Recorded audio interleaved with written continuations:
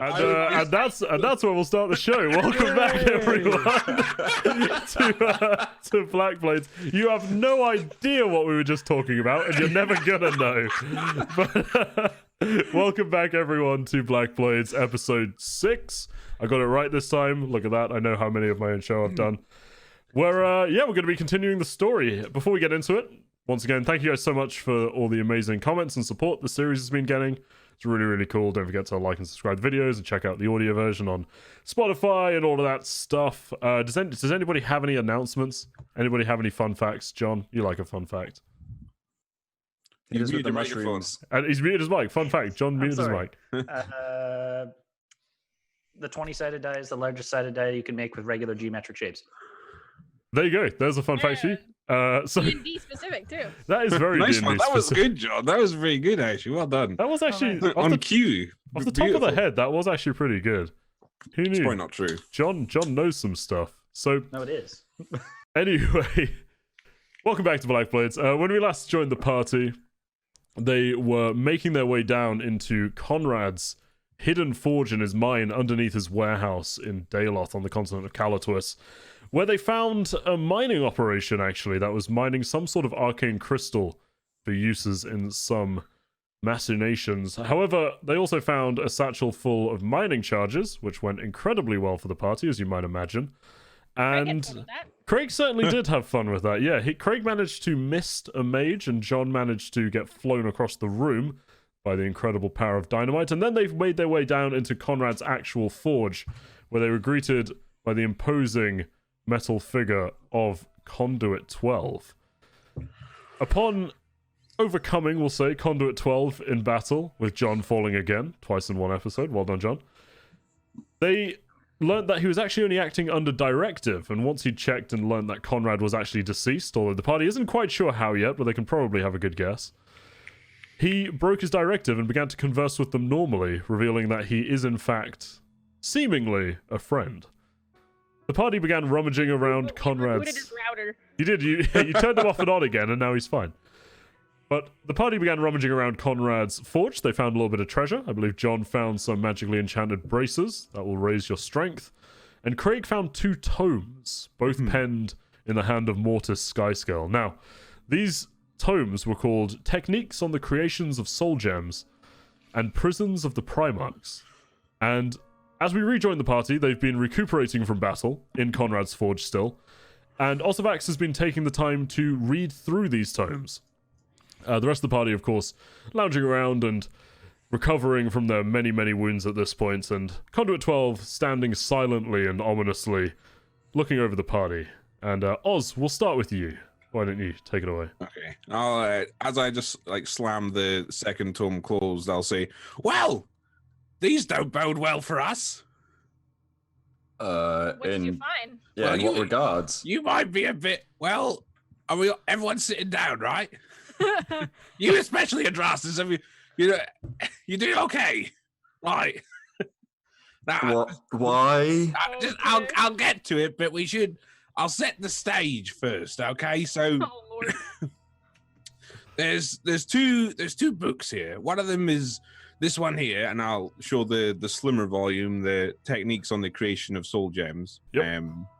So this book mainly deals with how the soul gems are made. So the soul gems seem to be the things that are, well, that Wormling appeared out of, that sort of thing. So it's basically the essence of another being.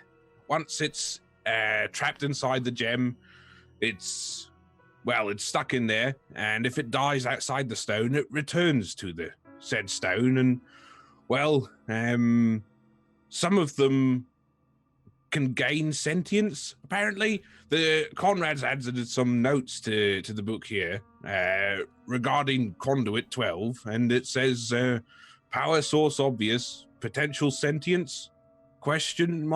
Rebellion, ? So maybe the creature that's trapped inside retains some self-awareness.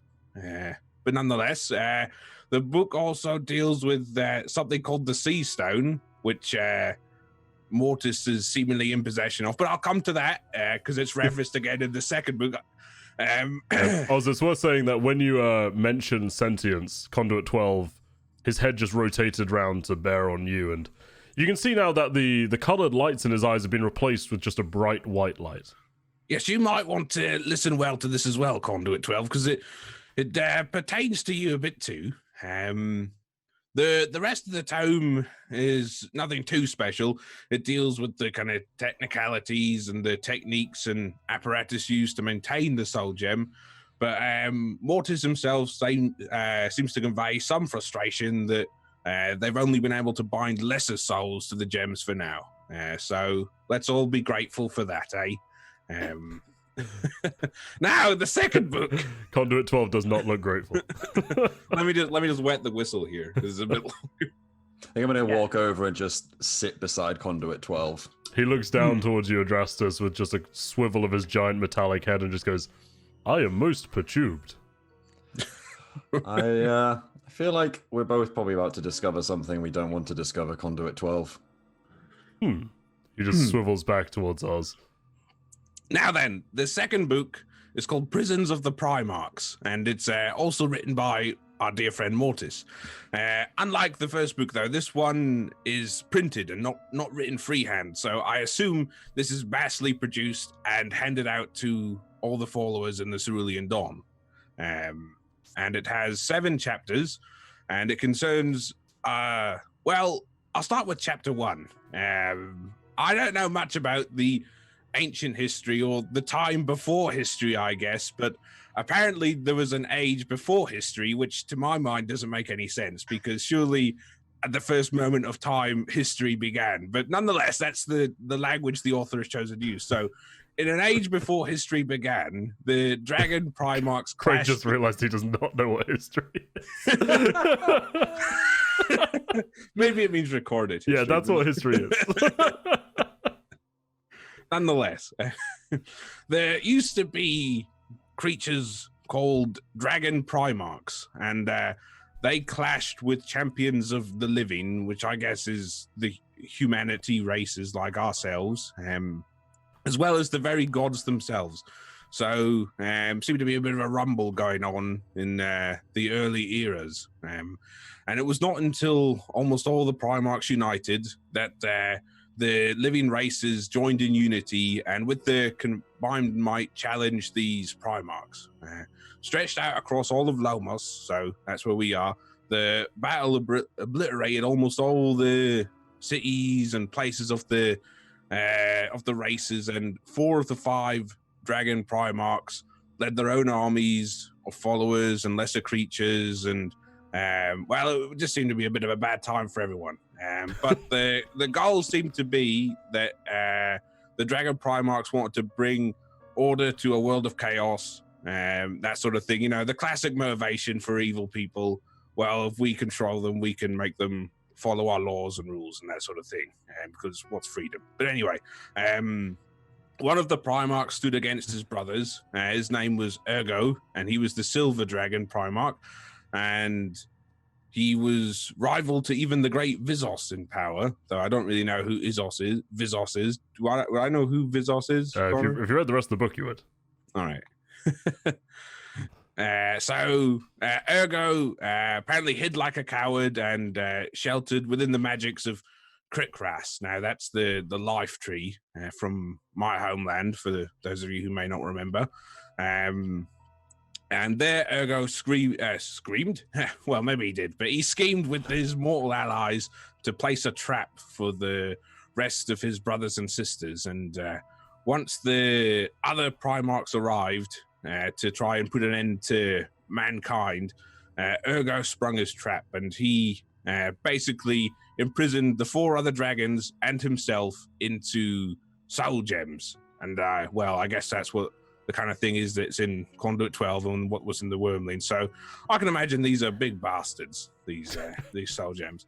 And in fact, well, the rest of the book on the history doesn't really delve into too much, but it says that the members of the Cerulean Dawn are setting out to retrieve each stone and restore them to the dragons back to the world, and obviously bring about this evil age of order to stop people having free will and that sort of thing. And apparently each of these 5 stones was originally handed to a nation to safeguard to ensure that they would never come together again. I'll assume that you hand around the book as well after you explain Yes. this. I'll send you all the list to save Oz's voice.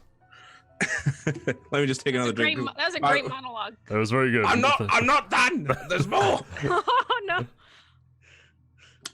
So there's 6 more chapters, each containing a chapter on the specific stones, and then one more about the plan, the final plan to release them. But nonetheless, well, first of all, the one inside your chest, Adrastus, I'm afraid to say it's one of the soul gems, and it has a great big dragon in it. It's called the Storm.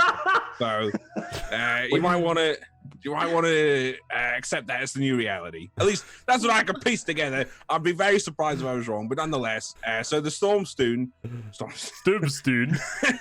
the Stormstone is a largely translucent, clear gemstone, and it holds the soul of Nazig, the White Dragon Primarch. So, well, maybe you and him will become friends.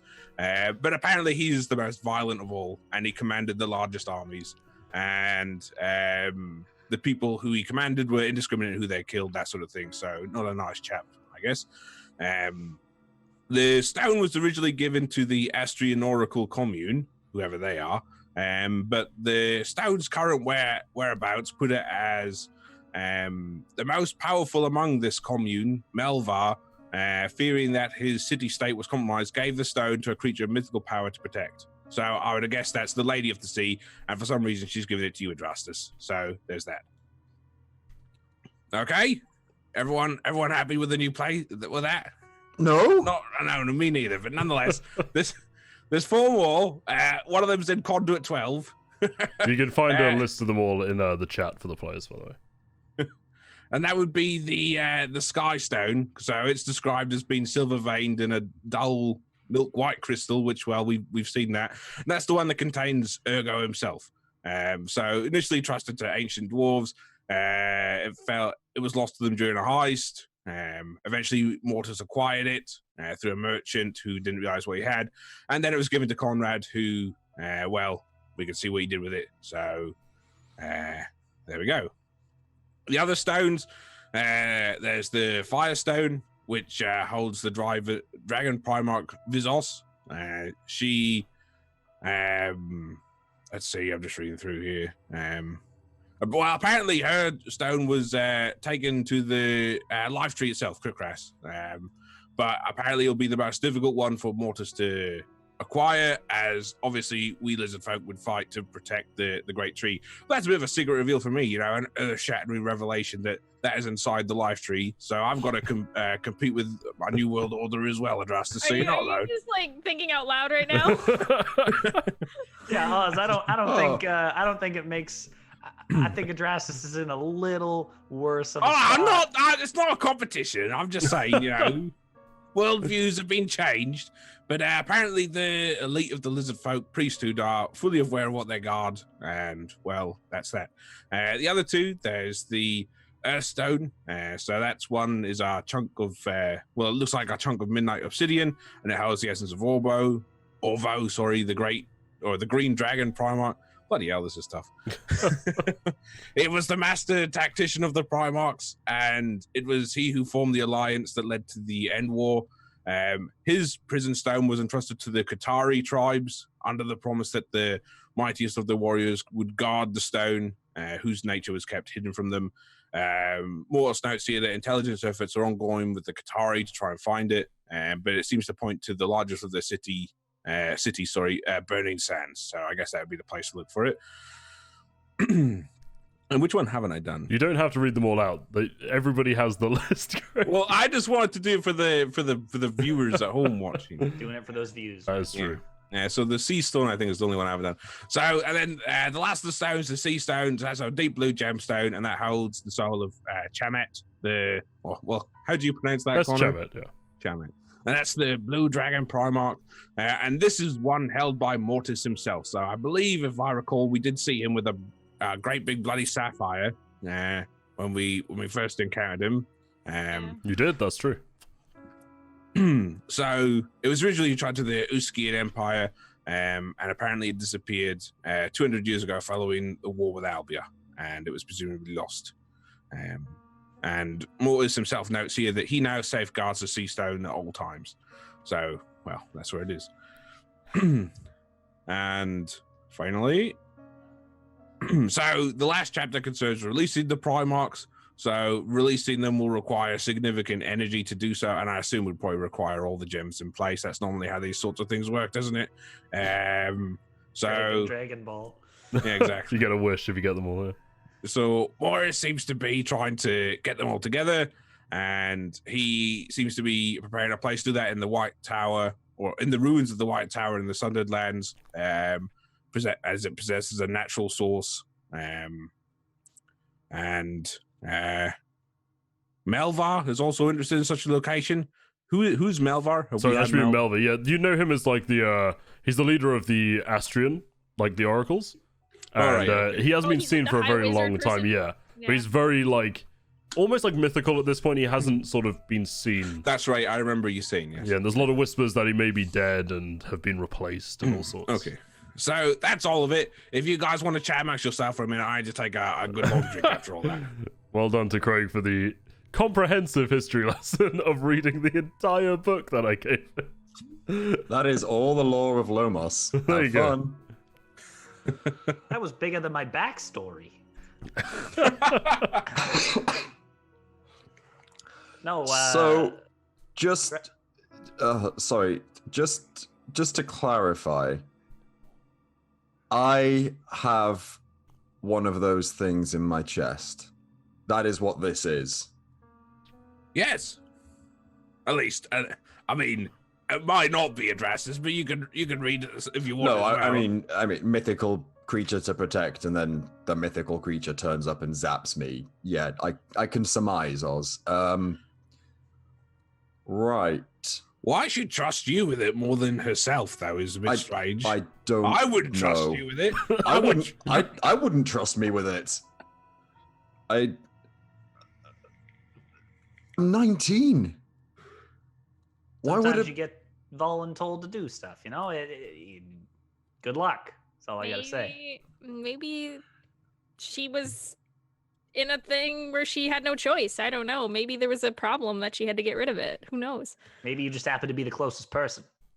Well, at least it answers the question of why did she come to the surface, but Hey, listen, Drastus, this is a pretty big deal. I can understand why Homer wants to follow you around. Maybe you'll get a bigger following, huh? Homer just wanted to know about the lady. I don't think Yeah. people should know about this. No, I don't really fancy people finding out that I have something that could end the world in my chest. Well, 1/7 of it. Come on now. Okay. Let's. And one of them's in Conduit 12 as well. Yeah, so let's take You stock. notice at this point, Conduit 12 has pretty much stopped all motion and is kind of just staring at the floor, but these bright white, almost eye beams are pretty lit up at this point. He's just staring at the floor, wordlessly.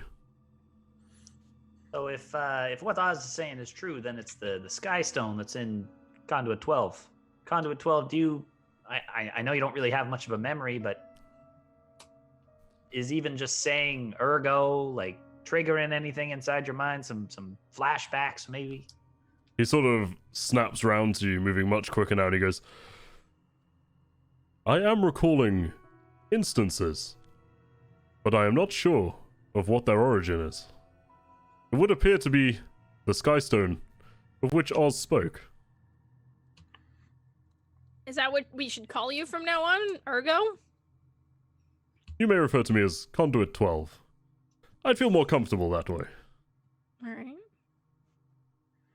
Well, I guess I get to ask this stupid question, but what are we going to do with them? Not Conduit 12 specifically, but like, are we going to find them all so that Mortis doesn't? Like, I mean, the positives we have are that we know where 3 of them are. In some regards, we know where the Stormstone is, we know where the Sky Stone is, and we know Mortis has the Sea Stone. I'm not going to lie, guys. I think we need to talk to Ollie because I have absolutely no idea what we do now. Yeah. I don't want to say that, this is a bit above us, but we are. A bit? We're recruits. I mean, What has it been? A month? 2 months, yeah. 2 months, maybe? Come on. I think mean, Ollie is a good person to go talk to. I would say we've done so far to make it where we are, but I think this is big. Yeah. Can I just... Do you mind if I double check something, Conduit 12? Please be my guest. Are you guys gonna touch chests? No, I think... No, My chest is somewhat higher off the ground. Would you be able to open your chest panel so we can see the gem that's in there? You see his eyes flicker for a second, he goes, of course. And at this point, it's not even like a mechanical opening, even though you can see where his chest plates kind of join. It's almost like the metal turns liquid and kind of whisks itself away from a chest, leaving a perfectly round hole, and you can see in there this glowing stone that would certainly match the description of the sky stone. You can see layers of glinting silver running throughout it. Caroline, would you be able to use detect magic and just see if the two of our gems look the same or different? On the off chance, because if they look exactly the same, or I can give it a shot. I mean, they visibly look different, I will say. I think he's meaning like the magical aura Sure. of it. Yeah. All right, it'll take me a few minutes, so. I really don't have anything better to do than wait right now. So, All right, so yeah, we'll say that you cast your ritual cast Detect Magic, and yeah, there's certainly a very strong aura of enchantment magic that you're unfamiliar with, coming off of indeed the stone in Conduit 12's chest and in Adrastus. Are they obviously they're different like people, but like are they similar types of like magic? Yeah, they in have way? they have a similar like intense aura around them. Yes, Okay. That's all you can kind of tell with Detect Magic. Yeah. I mean, they seem similar, kind of, but there's only so much I can do. I'm not really super great with that yet. Yeah, no, that it kind of confirms what I was afraid of. Yeah. Okay, thank you, Conduit 12. He just kind of nods, and as liquidly as it receded, the metal comes back over and closes over the hole in his chest. Actually, before we move on, I do have to ask, if Mortis comes back, not Mortis, sorry, if Conrad comes back, Conduit 12, are you programmed to obey him? He's dead. Conrad's He status was- is deceased. He was dead 6 years ago when Ollie killed him, remember? And he's come back. At this, Conduit 12 is kind of staring at you blankly and says, I was programmed to follow the directives of the individual who created me. Were it a different individual, I would not be compelled to comply. Okay, but if said individual came back... My directives have the- been cleared due to the Okay. death of my creator. Okay, that's fine. I don't We'll have really... to hope it stays that way. Yeah. You're not programmed to follow Mortis either, are you? I'm not followed to even... my apologies. I'm not programmed to follow any orders given to me. I was creative Okay. with these directives. Okay. So you have free will now, Conduit 12. It would certainly seem that way. Well, what are you? I think we might need to keep a bit of an eye on you if you've got a dragon in your chest. I would not worry. I can already feel abilities that I was incapable of using prior to my directives being cleared, returning to me. Would you be open to coming at least with us? I mean, you don't have to be with us the whole time. You can explore as we move around, but at least accompany us, maybe? At this point, you almost see the harsh light in his eyes soften a little bit, and he goes, I'll be making my own journey to discover some answers, and try to find out the origins of these memories, but I'm sure our paths will cross again. What if Mortis comes after you? Well, seeing as when I fought you, I turned one hand into a sword, and one hand into some sort of beam weapon, I'm not too concerned about that possibility. I mean, it's not like we could protect Conduit 12 anyway. If Mortis did come after him, Conduit 12 would probably have to protect us. Yeah, but I just... Is there a way you could speak to Conrad without a sending stone? Is there a way you can potentially speak to one of us? If I was provided with a sending stone, I don't see why not. Unfortunately, my inbuilt one was linked directly to Conrad. I guess we'll just have to trust he stays safe, I guess. Yeah, that was my kind of question is, what happens if we have to find Conduit 12 again? Might be a little more difficult if he's discovering himself, so to speak. Perhaps we should arrange a rendezvous at some time. Yeah.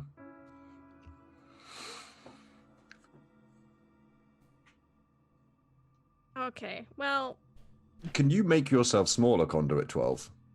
Yes, I can reform my form at will. Okay. Advice, please, if you do not mind, friends. Is my form conspicuous? Very. Oh, I don't know, I think you look quite nice, Conduit 12. You don't stick out more than I do, at least. Very Also, well. he's 10 feet tall. Well, so? So how many 10 feet tall people do you know? Not that many. Especially made out of Made out of such solid a silvery metal. Well, perhaps Conduit 12, if you need to assume another's form, may I interest you in my own fine one? While it is a fine form, I believe you are of interest to the Cerulean Dawn. Attracting That's a such good attention may not be wanted. However, and you see now the metal begin to shift and darken in places and change in hue as his form actually shrinks, but at this point he's almost like a whirling ball of metal. And when it finally ceases, he looks, feature-wise, very similar to Oz, but he has a bright green and silver scale pattern. Yes. Look at that! Look at that! Thankfully, I was built with self-altering capabilities. well, at least it's something. Yeah. Right. I agree we should find a time to rendezvous, find a place to rendezvous, but I don't know where that would Or when. be. Or when, Yeah. right? Who knows where this is going to lead? Well, We may you inform me as to where you intend to go next? We are going to go talk with our commander, I suppose, who is on the ship in the dock. Yeah, our next move might be a little questionable. we might mean, be it's very sailing well. away. Like, I feel like Conduit 12 could come with us, though. Well, what about this instead? In 6 months' time, we could just say we could meet you at the Academy, Conduit 12. That way, that gives us all enough time, to do whatever we need to do. And then We can't go there. Yeah. I No believe ships I'll would be give- making my own journey to look into some of the matters you've discussed. How about 3 months from now, we meet in Burning Sands? I'm sure you won't be too hard to find. I shall await your arrival there. Fair. Sounds fair. Better idea than what we have. I would travel with you, please do not take offense. It is merely that if we fell, I worry Mortis would gain 2 of the stones rather than just 1. Yeah, I Yeah. feel that's a very valid concern, to be honest. That's the thing too, right? Like, I mean, disregarding Conduit 12, Mortis is going to have to come for us at some point again. That would Yeah. appear to be accurate. Or he expects us to go after him. Does he know you have a gem? And he pivots towards you, Adrastus. Not as far as I'm aware. That is good. Unfortunately, I do not have the same luxury.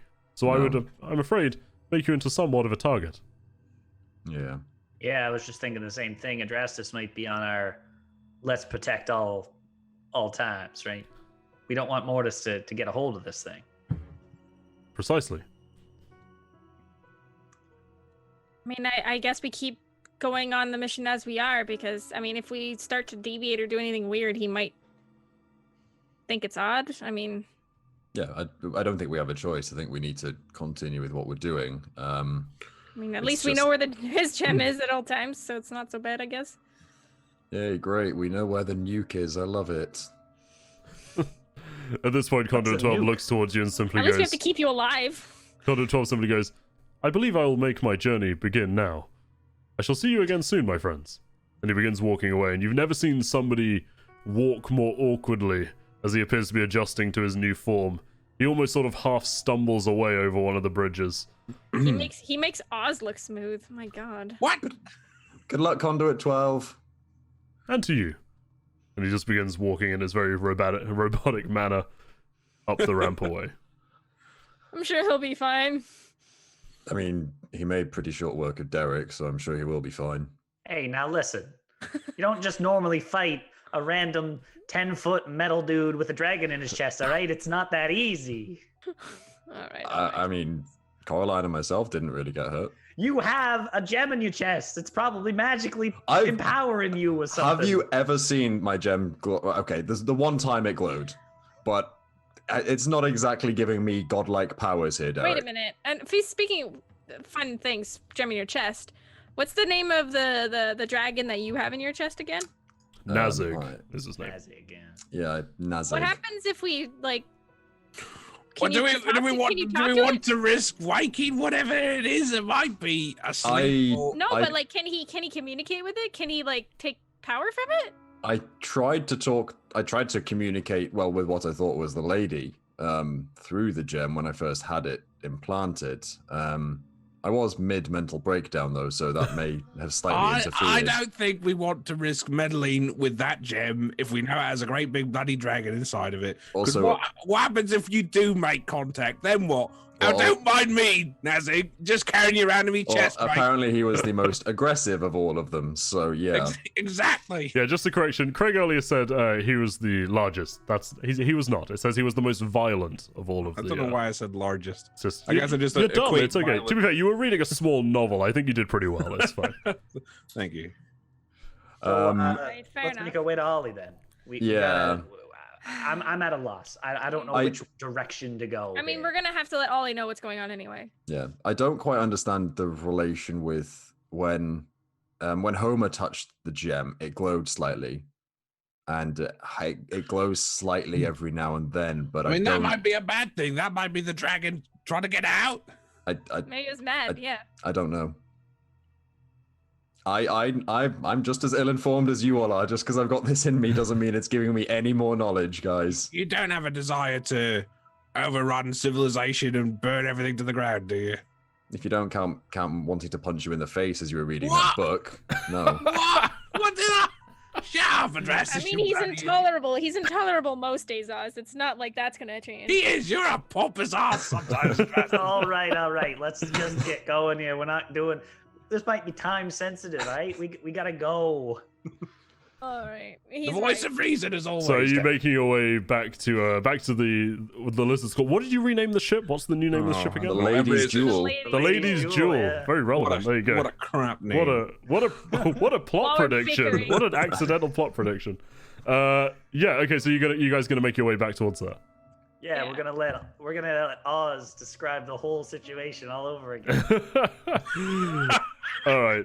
So Give me you make your way back up through the mine shaft and back into the secret trap door, which you did leave a rope to climb back up. So without too much difficulty, even Coraline in her plate mail manages to scurry back up into the office of Conrad's warehouse, and you make your way through the dusty warehouse back into the streets of the port side of Daloth, and in the dusk, the white glittering stones and the towers take on almost like a golden hue, and you can see the sun is just about beginning to set, as God knows how long you were down there with all of the resting after fighting, but it seems to be the beginning of sunset, maybe 6 or 7 p.m., and activity at the docks is just winding down as a lot of the workers head home for the day.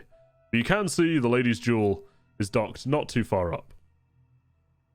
All right. Let's head over to see Ollie, shall we?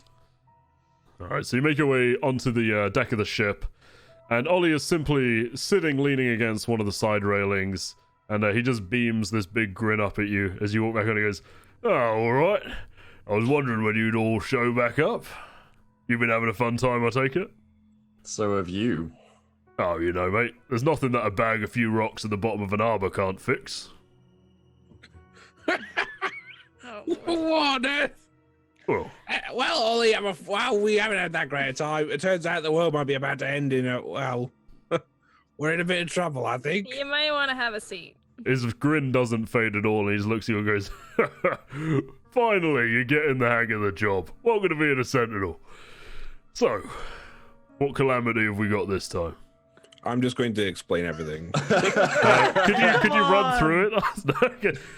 So, towards the I end was of your showing the books and everything, and Ollie address. fully rolls and smokes the entirety of a cigarette multiple times through Craig's entire explanation as Oz, and towards the end of it, he kind of flicks the butt away over the side of the ship and he goes, "Well, shit.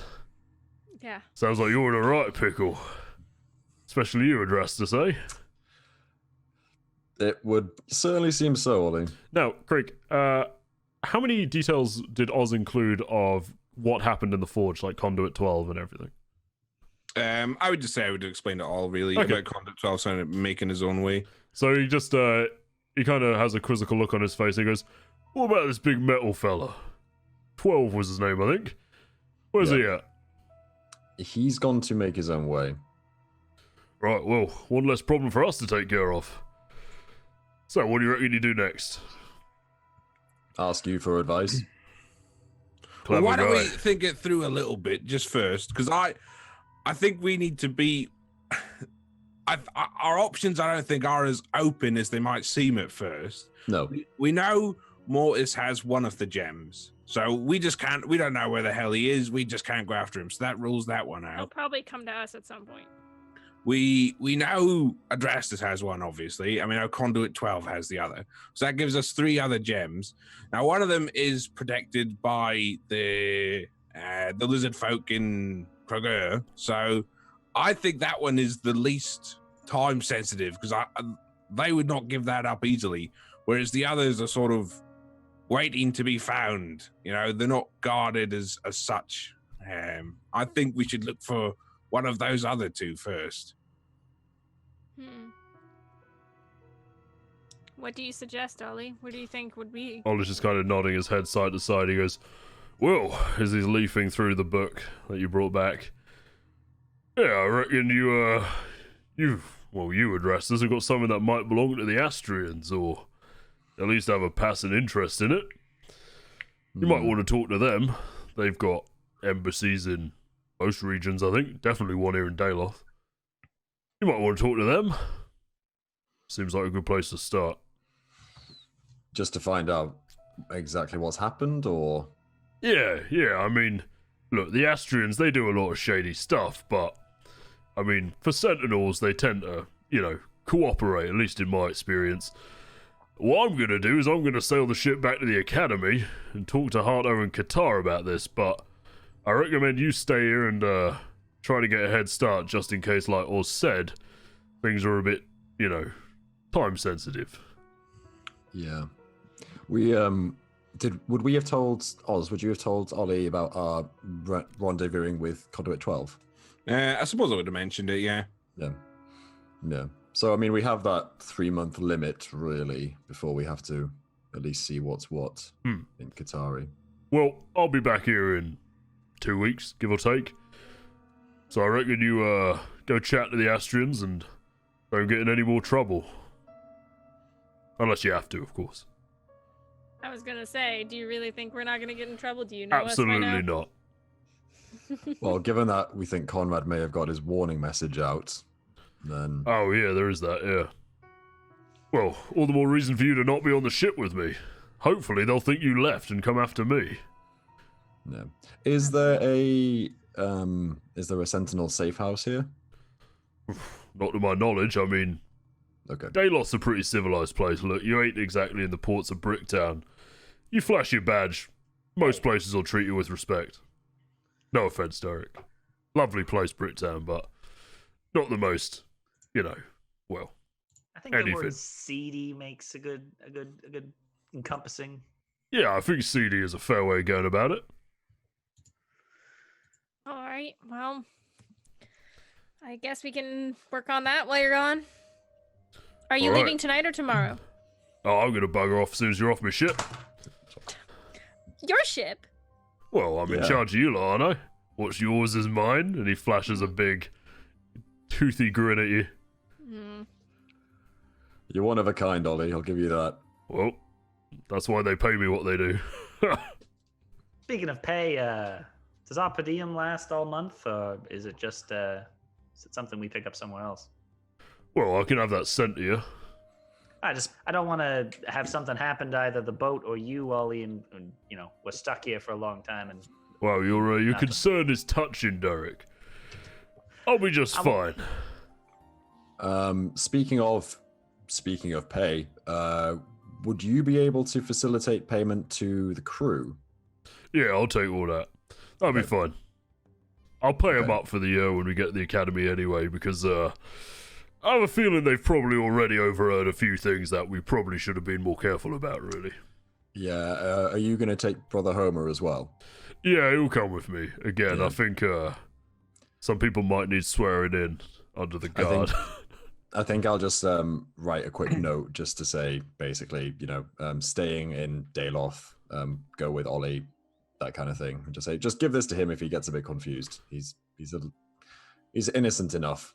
Oh, sure. Will do. He kind of folds it up and puts it in his one of the pockets of his long black coat. All right, I suppose we can go. Cause I mean, it's getting late, right? Yeah, So- we should find somewhere to sleep, I Stay. think. As you say that, Ollie looks up and goes, I imagine the Astrians will probably put you up, to be honest. Like I say, they tend to be pretty hospitable towards us when we need them. Because it means we ignore all the other shady shit they do. All right. Okay. Do you know where we'd find them? Not a clue, mate. They always have a fancy building. Sure, we can ask somebody around town. They would probably know. Yeah. Right, shall we go? Thanks for your help, Ollie. Yeah. Don't And, worry. Hi, Ollie. yeah, good luck with the journey. And I think I'll hold my hand out to shake his hand. He shakes your hand and he goes around Ollie and shakes all your hands. And as he's shaking your hand last, he goes, and I think one other sentinel got assigned here, actually. I think he was only one I've ever heard of getting assigned in a one-man squad. Something about he occasionally accidentally explodes and it's too dangerous for other people to be with him. Good luck if you find him. Zappo? Yeah, that might be No. the one. No! Yes! No! Keep an This eye guy's out for him ass. if you see him. Keep your distance, maybe. He shakes your hand and starts heading towards the cabin at the back. Let's go find Zappo. Oh my gosh. Coraline, you're the one who tried to save him. Come on. Yeah, no, it's not Zappo. It's just it's been a day. I mean, yeah, but Zappo's entertaining in himself. You No, hated he's the way not. he drunk his drink last time, remember? And Yeah, but he's entertaining in his annoyances. I mean, No, it's just annoying. He's not entertaining. also, you just afraid we'll replace you as the sorcerer in our group. Go ahead, and just replace me with Zappo. See how long you can handle being zapped randomly. Please do it. All right. Right, Should let's, we head off to find somewhere yeah. to stay? Or the Astrians, actually, we gotta go find Yeah. them. All right, so I guess we'll leave the ship and try to flag down somebody who knows where Yeah. we're going. Sure, I mean, there's all Go sorts of find like DMs. the Port Authority guards around on the corner if you want to flag one of those down. Yeah, that's fine. You flag him down and he just kind of looks down the nose of his helmet at you. He goes, yes? Could you point us in the direction of where the Astrian building might be? Where the Astrians stay? Zestrians, Levens Park, 2 streets away that way. And he just points directly away from the port. They're on the corner. I think you'll tell their building by all the silly magics going on. Sounds good. Thank you. And then All right, so you guys walk away from the ports of Dayloth into the city, and the sort of sandstone and white marble buildings just get taller and taller as you head in, until eventually they do break away, and you find this sort of inner city park. And sure enough, on the corner there is a building that certainly sticks out. It is red brick and looks far older than its surroundings, and almost a bit weathered and beaten down. There's a very simple iron fence with a gate going around it, and this building looks like once it had a lot of prestige and a lot of valor to it, but times, maybe they haven't been the kindest to the exterior of the building, but it certainly strikes an image here in the middle of the pristine city of Dayloth. Now, before we head in, what do we tell them? Are we just going to say that we know what's in Adras's chest, but don't mention the rest of the stones, or are we going to unburden them or unburden the whole tale to them? I think we say we're sentinels first, and we need to talk to whoever's in charge. That's a good Probably idea. That's a the good easiest idea. thing to do. I don't think like, even if we do decide to tell them about, like, what's going on, I don't think we should mention Adrastus' part. Because we don't know who could be watching. Mortis could have people all over. We don't know. Speaking of that, now this is just because I came up with this wonderful idea myself. Should we use our aliases? Oh, no. No, because they Ollie said that they treat Sentinels well here, so we should be the Sentinels, yes? That doesn't mean we can't use our aliases. We're a little harder to track. If we have the pins, so you know they can't prove we're not Sentinels. But I think Derek's got a point. I mean, if you guys think it's the way to go, I'll follow your lead. Breaking out Douglas. Here we go, boys. Oh no. Jesus. Here we go. Also, before we go in, be careful. Astrians are very well known for their magic. So everything here may or may not seem as it is. Yeah, honestly, I'm basically waiting to walk into this small brick building and it be like a mansion inside. Like Hogwarts. All right, so are you heading towards the door of the building? Yeah. Yes. But just as we're walking up, I was just looking at the book again, and remember this one was entrusted to Melvar, sorry. Perhaps he's here? Or at least we could ask for him first. Melvar hasn't been seen in a long time. I don't think we'll ever meet him. Well, you never know. Or at least that's what I learned. Yeah. No, I don't. Yeah. It'd be pretty weird for him to be at an embassy in Daloth, but Yeah, you'd think he'd be in Astria of all places. Well, you never know. Hey, might be We'll see what we can in do. for a spot of tea or something. I don't know. All right, Just- let's head up to the door. All right, so you head up to the door through the iron gate of this rickety old red brick building, and it's just a plain wooden door embossed, with a few studs in there. And are you going to knock? Or are you just going to open it? Knock. Knock, obviously. We have All right. manners. So you knock and eventually hear a slight shuffling from inside as a wizened old man pulls open the door, and you immediately see that despite his craggy and weathered appearance, his robes are immaculate as he wears these dark blue and white flowing robes embossed with gold thread and a lot of jewelry. The guy basically clinks as he moves his hands towards us. He goes, "Hello, how may I help you?" I don't like this voice. We're Sentinels, and we were pointed into your direction for a little bit of help. "Oh, services of the Oracle Conclave you require. Do come inside." And he swings open the door and gestures inside, Derek, and you notice inside Hey. it is far larger and more lavish than you would have imagined, almost resembling the grand ballroom of a fancy hotel, and chandeliers and paintings adorn the walls as he gestures towards a lavish red and gold couch, and he goes, "Please, take a seat." I sit. Called it. We'll take a seat. Are you all sitting down? yeah, I think as we were walking, you probably noticed that like Adrastus is really tightening his like vest. Sure, leather you kind of jerkin. like shirk up your shirt to make sure that it's not exposed. Not quite tea. And at this point, You're not rocking that chest hair anymore. I'm not The Robert man Downey cleavage. Jr.ing. my name is Senior Ricard. What services do you require of the Enclave? Did we have to explain it again? Well, how much do you want to tell him? That's true. Mm, We definitely are not saying anything about Adrastus having it. No, I don't think we're saying anything about the Primark stuff. no, wait. No. Are you the one in charge here? Good start. I am currently in charge of admissions to the building, if that's what you're asking. Okay. We would need to speak to the highest possible person of authority here. Well, It's highest very, very wizard, sensitive matters. I'm afraid The the highest dean wizard or here whatever. is most busy. What is this regarding? We are, of course, always happy to help our Sentinel friends. Unfortunately, it's that sensitive of a topic. I'm sorry to be as smoke and mirrors with you, but we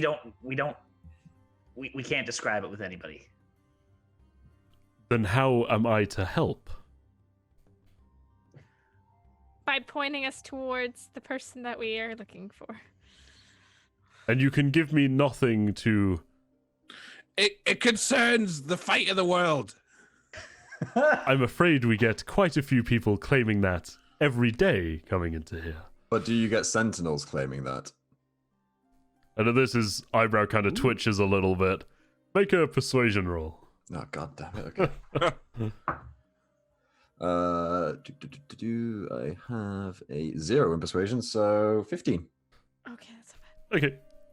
The smile that's been on his face, you see the corner kind of twitch a little and goes, I suppose we do not. Very well. I may pass a message to the council to see if any deem your cause worthy, but you must provide me with something, anything, to say is your matter of business. It's regarding ancient magical artifacts. I believe quite a lot here is regarding ancient magical artifacts, I'm afraid. You might have to be a little more specific. Is there a name I may give? Melva! And at this, you see the eyebrows raised slightly. Ha! I knew it! And the smile cracks a little more and he goes, I'm not really one to accommodate such horseplay as everybody wants to meet Melva, yes. But were you truly here for Melva, why would he want to see you?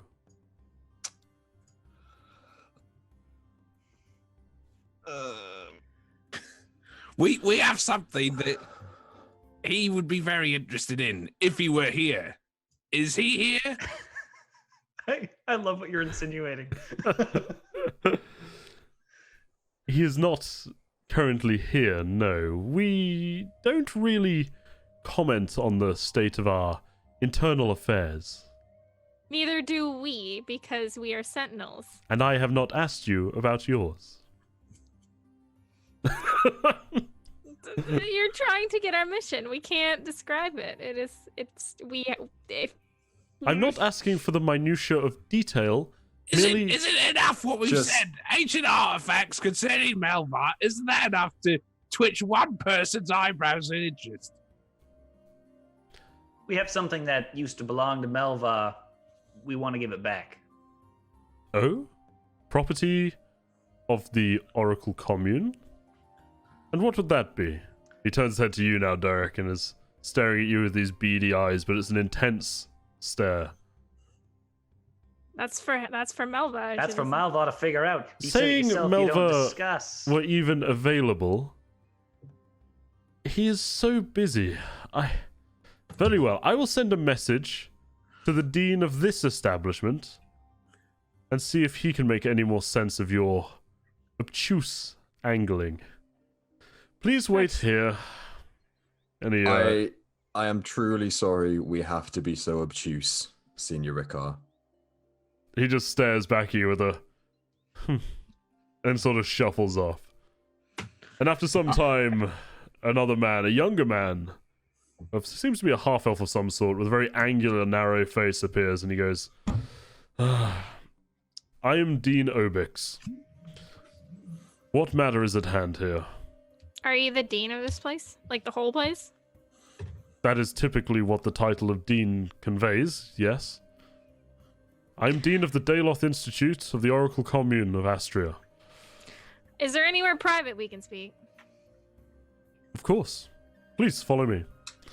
And he gestures further into this grand hall where you can see many doors and staircases span off of it, and he leads you up one of the I can't talk at all today. One of the spiral staircases, until eventually you reach a door at the top of it, which opens up into this large, lavish office, but it seems to be kind of misused and disused. There's piles of books and strange objects everywhere, and the light is just shining in as the light fades for the evening, but you are in the office, seemingly of Dean Obix, and he turns to you, not offering a seat or anything, standing in the middle of the room, and almost stands to attention and goes, So, you've got my attention?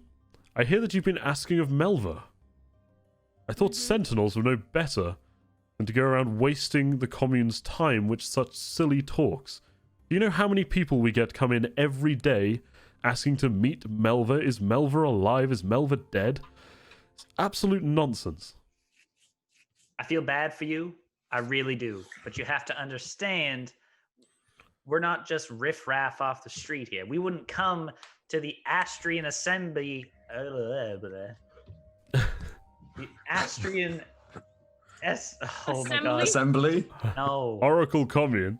Oracle Commune. There's a lot of If it vowels in the wasn't- sentence, don't worry.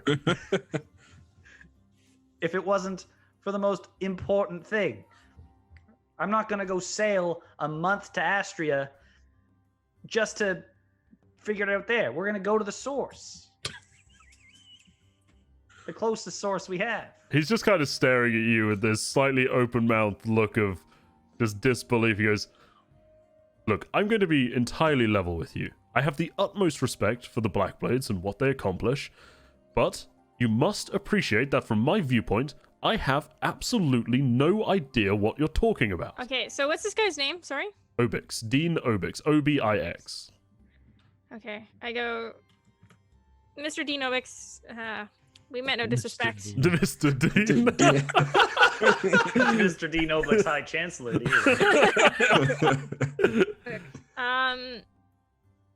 How long have you been Dean of the... Why are we being obtuse? We No, I'm getting somewhere. He kind of looks at you with a cocked eyebrow and goes, I've been in this post for approximately 12 summers now. Have you ever heard of the Dragon Primarchs? And at this, his brow kind of furrows a little and goes, I'm sorry. Why are you asking this of me? Have you ever heard of them before? I assume this is on official Sentinel business. This is absolutely Yes. official Sentinel business. One Very of the well. highest things we could even ask you. Then yes. More specifically, are you aware of Nazig? I am. You must understand that not a word of this conversation leaves this room, even to other members of the No. commune here. Now Yeah, you can this understand why is- we wanted to talk to you. We believe the commune has not had the gem. The commune has not had Nazig for a while. Forgive me. Is that right? What links the commune and Nazig? the Stormstone. We know about it. I fear that I may not be entirely keeping up with you. I've studied the lore and the histories regarding the Dragon Primarchs in the age that was, but I don't see the link to the Astrian commune. More or less a long time ago, the Astrian commune was the ones who believed to have had the Stormstone, which is linked to the Primarchs. And Nazig how do you come by this information? We've been investigating people who might be involved with them, and we've uncovered this information. Are you speaking of that silly cult that pops up here every now and again?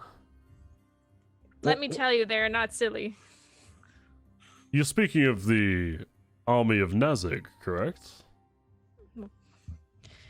I Now, don't this know is much another about... cult we This have is to a deal different with? cult. God. Oh, there's two cults. Good. Yes. Well, ours isn't really a cult. Who's the army of Nezig?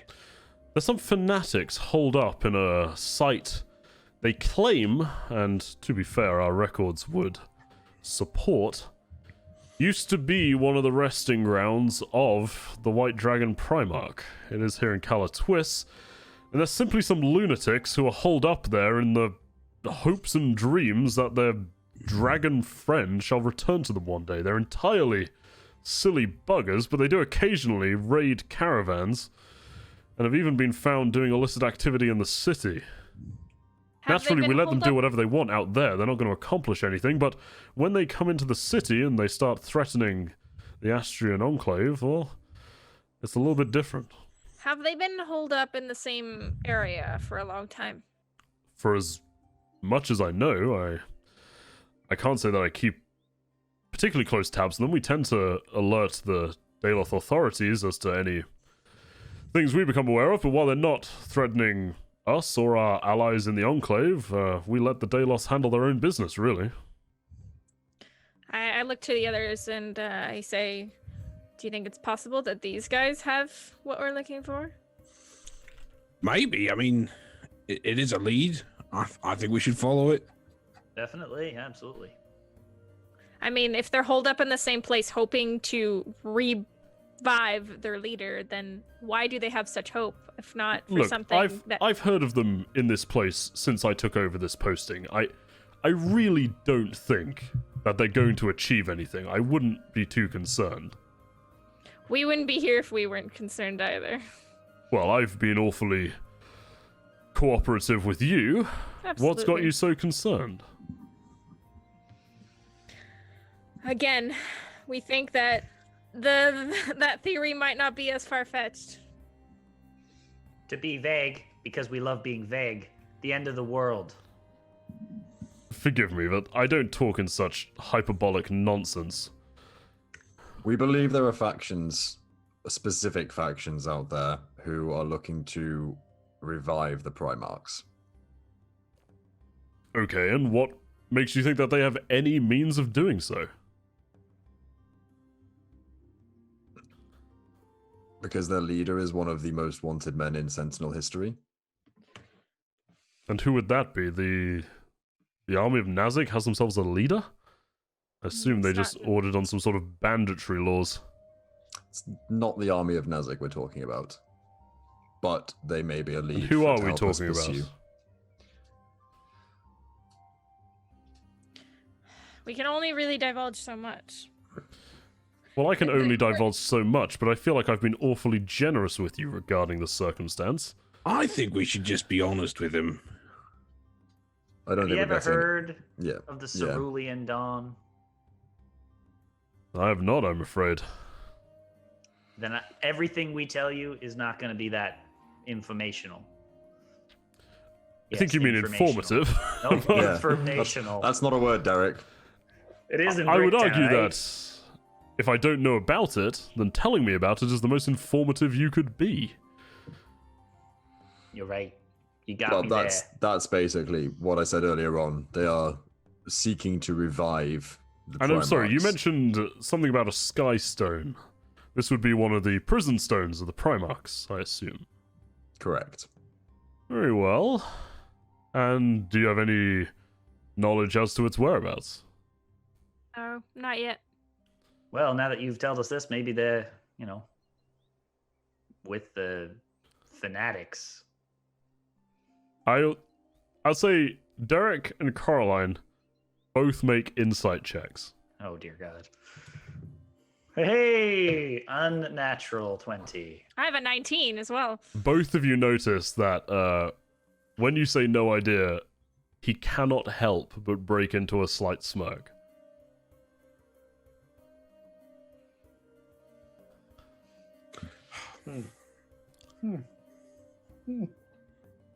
I mean, we're still working on where this information might be. It's very early in our investigation, so we don't want to, jump to any conclusions without solid proof, of course. That's why we came here, to see if we could find more information. Of course, of course. Well, how may the Oracle be of any use? We aim Well, to you help did you. tell us about the cult of Nazig. That's pretty helpful. Yeah, the army of Nazig, I'm happy to mark where their sort of base ground is. I mean, they seem like little more than disorganized fanatical bandits, but I mean, if you want to go out there and remove them all from the face of the earth, you're not exactly going to find me shedding a tear. Fair enough. Anything I can do to be assistance in doing so, I'm more than happy to. Do you have accommodations that we might be able to partake in for the night? We've Of course. been traveling a while, and You're more than welcome to stay at any Oracle Commune lodgings that we have available. I believe we do have some. thank you. You're welcome. Anything else?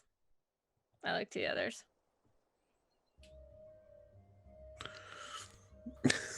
Nope. Seems like we got our lead. Forgive me, there is one minor detail. You haven't told me your names. I'm Douglas. Douglas. Douglas, what is that? Oh, Douglas Bullock. Okay. Related, I know. I am Galatas Valoris. Very well. I'm Varix Trender. You sound so sad. Okay. For a missed opportunity. And what about you, Paladin? What is your name? My name is Violet Gray. Violet Grey. Very well, I think I've got all 4 of those. Well, while your lodgings are being set up, I shall send a message to one of the mages at the academy, and as soon as I verify your sentinel credentials, Great. we'll be able to provide any assistance that you desire. Excellent. Very well. Anything else? Anything before I do that? Anything at all? Anything? Anything you'd like to tell me right now? Shut up, Connor. Dinovix, are you really Melvar? You are, aren't He you? raises an eyebrow and he goes, "No, Yeah, you are. I am Dean Robert Obix. I don't believe you. Insight I'm check him. afraid that you can insight check if you want. I will make an insight check. You won't. I am not shitting you, Connor. I got a nat 20. This man is Dean Robert Obix of the Daylock I was Oracle so Commune of Astria. And you can see at this point he has got a smile on his face and a raised eyebrow. He's a little eccentric, that one. Yes, I'm getting the feeling that you all may be a little bit eccentric. Just slightly. Yes. Oh, have you heard any word about another member of the Sentinels who may be in Daloth? I'm afraid I don't keep tabs on active sentinels. Otherwise, I'm sure I'd been aware of your arrival. Okay. There's no one staying here then. I'm afraid not. Well, we have some traveling visitors, but none from the sentinels.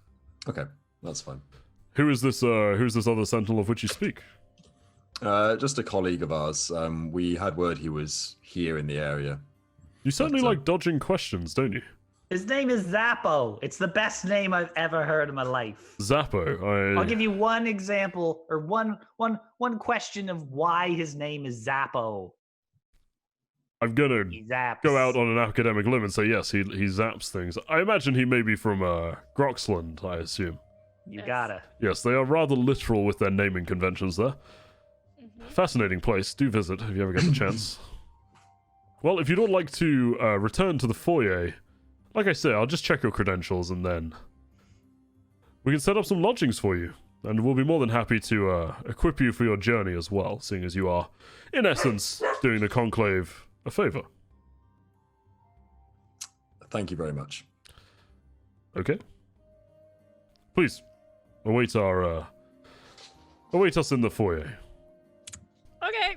We make our way to the foyer, I guess. Okay, so you go and sit back in the Oracle Commune's foyer, and you sort of shuffle your way past the elderly gentleman who'd let you in. What to do? Would you guys? No, you won't have let us know about They're gonna freaking check our aliases and they're gonna be wrong. Then do we tell them our names? Then we tell them the real one. It's I not don't understand difficult. why it's a big Yeah. They're thing. gonna probably kick us out or something. So we'll find somewhere else to sleep. I don't particularly like him, so I was so sure Also- that was Melvar. Also, he was really sketchy when we mentioned the stones. He kind of The fact that he didn't know anything about the stones and then asked us more About about the the stones. stones. Yeah, made me kind of question stuff. I don't know. yeah. I don't know how much we should be trusting him. It was Melvar. Your natural 20 didn't work.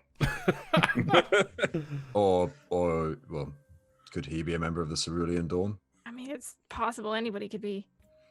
They got the authority. They got the port authority. So What's more reach? yeah. Well, we could be going into a trap, but oh well. What's the point in worrying, eh? Adrastus has got a big dragon in his chest, so. Shut up, Oz! I'm sorry. I cover his mouth. Jesus Christ, dude! What did I tell you? I'm not making notes. It's fine. We're in a place with magical I'm shit. sorry. I just hate the vagueness of being, maybe if we were a bit more honest, people would be a bit more helpful. No, because if we were more honest, then Or we'd be a lot more dead. Our attempts at subterfuge have been pure shite since we started.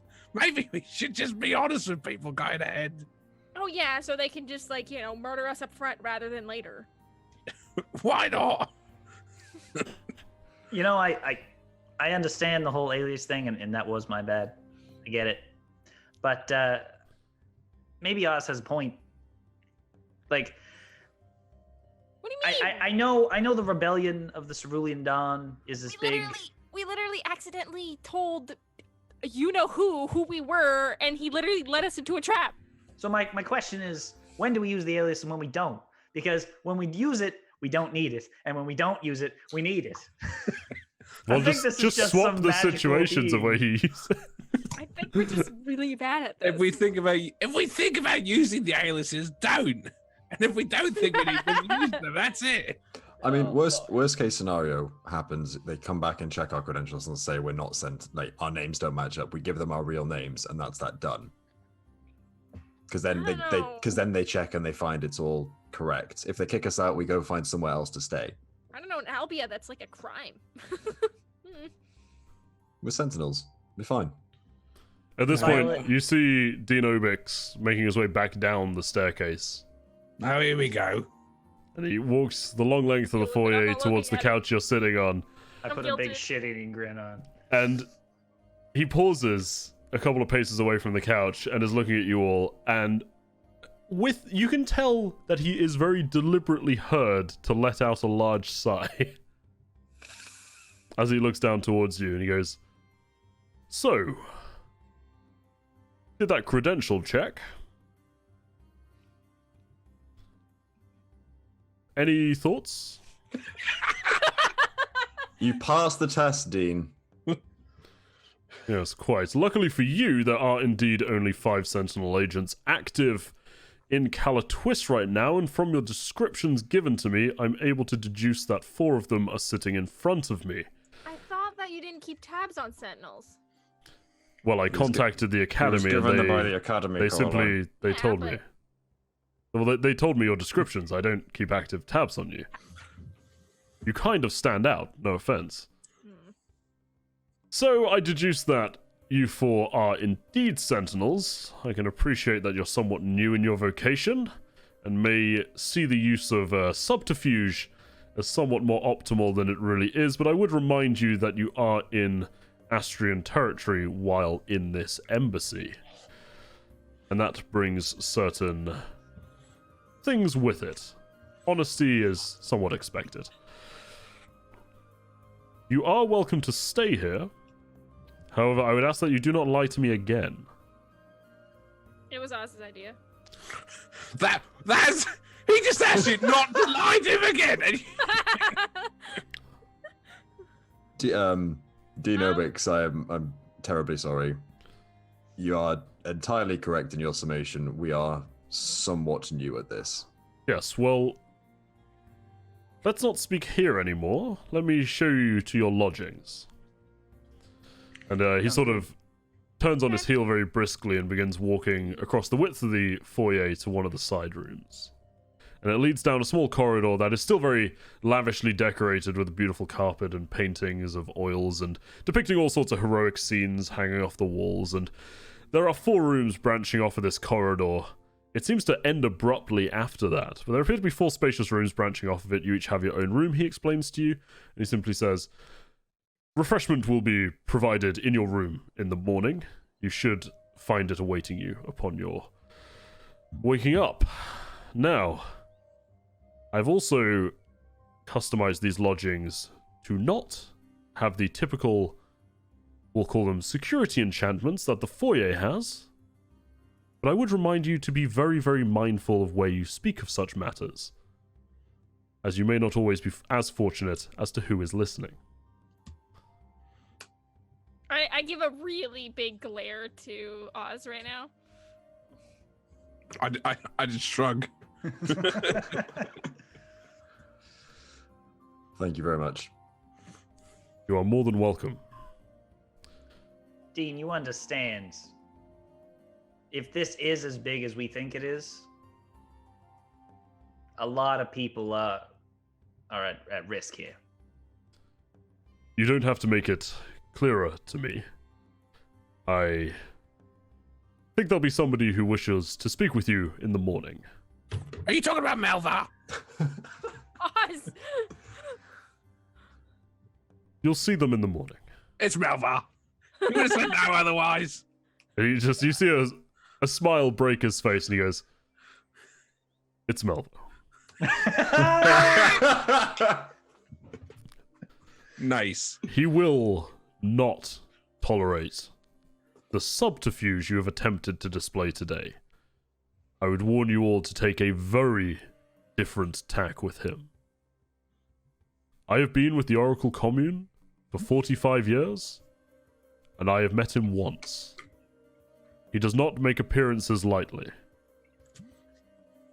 Noted. Understand.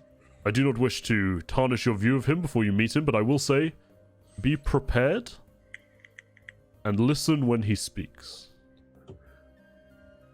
It'll be a test. I imagine we will talk again in the coming days. For now, I'll bid you good night. And he turns on his heel and begins walking down the corridor. Good night, Mr. Dean. He does not stop in his footsteps. You just see a shudder run up his back. And you see, as he We are closes the biggest door, idiots. you see a faint ripple go around the door. And he's gone.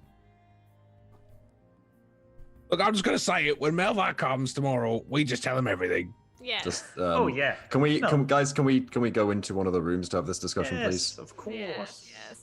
Okay, we go into one of the rooms. Sure, you enter one of the rooms. You see they're all identical through their open doors, and they all have beautiful king-size poster beds in there, and very lavishly decorated. And there appears to be large silver trays on a table next to a shalong, which are empty at the moment, but they look like some sort of dinner tray almost. And the rooms are very beautiful in here. Before we kind of everyone as is walking in, can I head back down the corridor to the door that Obix left? Sure. And can I just try and like open it just to see if it does open? Sure. You open it, and you see a faint ripple, almost like a sensation of the door pulling against you, until it swings open, Okay. and you see into the foyer. Yeah, I was just basically checking I could open it, Cool. and then Explodes. And as you Yeah, close clo- it, it's almost like the ripple seals over it again. okay, that's fine. I don't want to get sealed in. Are you happy? 6 episodes in, and Adrastus has figured out how doors work. Hey. Yeah, sorry, I don't like him. I mean, Listen, I don't know a whole lot about magics, but if they wanted to listen to us, they're gonna listen to us. I can almost It's- guarantee it. They're probably reading our minds. well, it's okay because Oz already friggin' announced it in the lobby where they're actively listening. So don't worry, we don't have any more secrets. Who sits in a lobby and actively listens to passersby? People Well, like probably the people Oracle who come in Commune- with people who come in and act suspicious like us. You're right. The Oracle Commune thrives on secret magics. It's obviously what they're the best at. I'm not going to lie, my biggest concern is that it's not Melvar and it's Mortis that turns up tomorrow. I mean, Hello. Well, if that Either way, happens, we have no choice. Yeah. You guys are so suspicious of everything, man. I wonder why. So they're laughing at us. All right. I mean, if that happens, like, because we can't really not go through with this. Because if it is in fact Malvar, we need to. Yeah. I'm with Oz on this one. Honestly, if Mortis comes, Mortis comes. We can't assume that. I don't know what this gentleman looks like. I don't know what Melva looks like. Yeah. I'm not Where's going to lie Melvar? though. So if it's a dog standing at the door, I'm gonna tell it everything I know. Well, I think that's a bit far, Derek. Well, who knows this man is the High Wizard or whatever. I doubt that a highly regarded wizard would appear as a humble dog. He would be at least a wolf or something like that. Well, I assumed he would try to. Anyway, don't worry about it. I just think we just got to go with it. We just got to. Whoever comes, I assume Demobix will at least introduce us or something. Might not. The Dean does not like us, so It I mean, he's might not like tolerated it, a lot from us, so let's put it that way. yeah.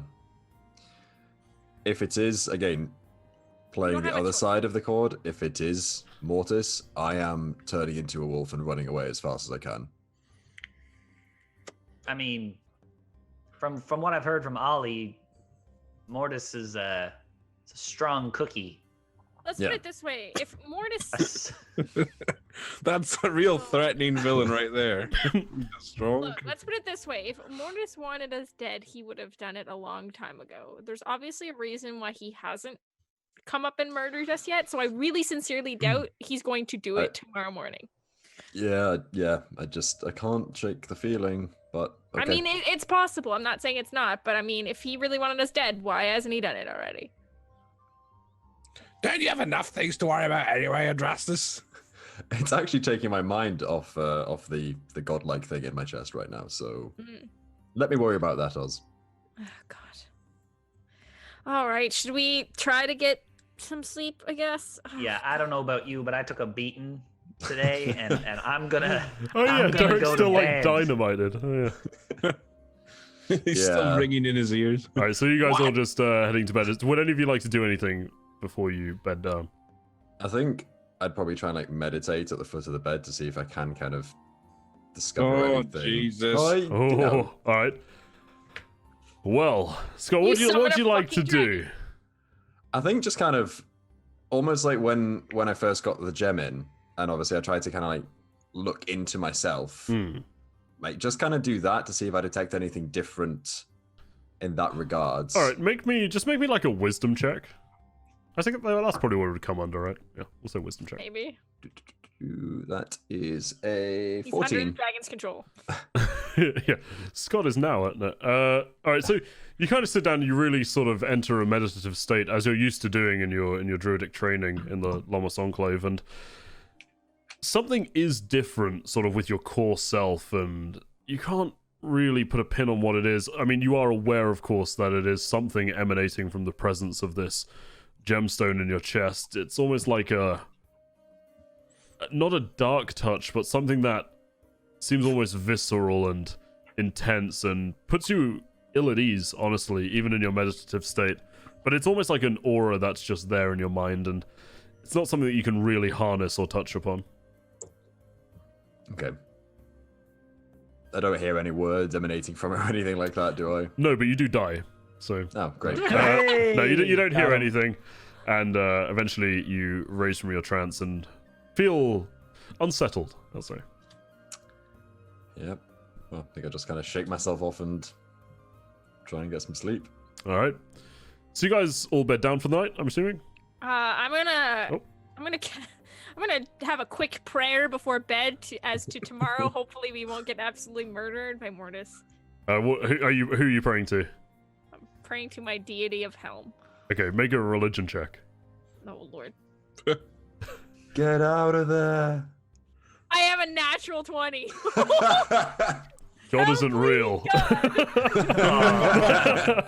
All right. You do feel your sort of your resolve bolster and a sense of comfort, and you can't help but feel like you might have wasted some high level performance, but you do feel your resolve and your will bolster slightly, and the thought of meeting whoever it is awaiting you in the morning doesn't seem so daunting anymore. I'm Critical comfort. Nice. critical comfort. Yes, exactly. I'm going to so rogues get the thieves' cant, which is like a They do. language They only do. thieves Yeah, I can know thieves understand. camp. That's cool. Cool. I'm just going to write in my journal a letter to nobody, really, just to kind of detail my thoughts on what's going on. And So you're keeping a diary in Thieves' Cant, essentially. yes. All right. Yes. So yeah, John, you write a diary that seems, to be in even more slang than Ollie usually speaks in. Absolutely indecipherable to anyone but yourself. And there you go. I'd like to lounge on the chaise longue, eat some grapes, and then head off to bed. All right, you don't even make it to bed. You just fall asleep on the chaise longue with a grape dribbling out your mouth, overloaded on squishy grapes. Art imitating life. Exactly.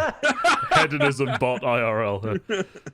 And okay, so you all finally go to bed. Go to bed, party. You all go to bed. And you sleep very, very well. The sheets are wonderfully comfortable, and you do feel as at ease as you could in these luxurious environments. And you've all done your nighttime rituals of gods and grapes and Thieves' Cant. And you wake up in the morning, probably about 8 or 9. You can see some daylight spilling in, and it seems to be a nice sunny day. And you do notice on the silver trays, Oz, you'd notice this first, there appears to be a full sort of continental spread of a breakfast has appeared on the silver tray next to you. Oh, I love breakfast. My favourite meal of the day.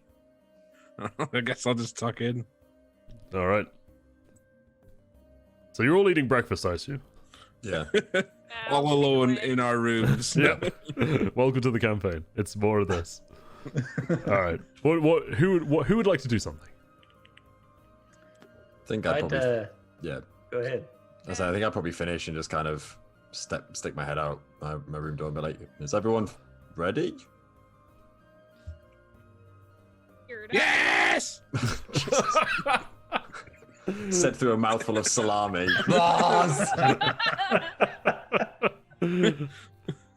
All right, so you all congregate in the corridors, and once you're in the corridors, it's all suddenly twigs on you that sunlight appears to be shining directly into all of your bedrooms in the morning, which is a physical impossibility, but quite the pleasant thing to wake up to. And you're all standing in the corridor of your little suite of rooms. What'd you like to do?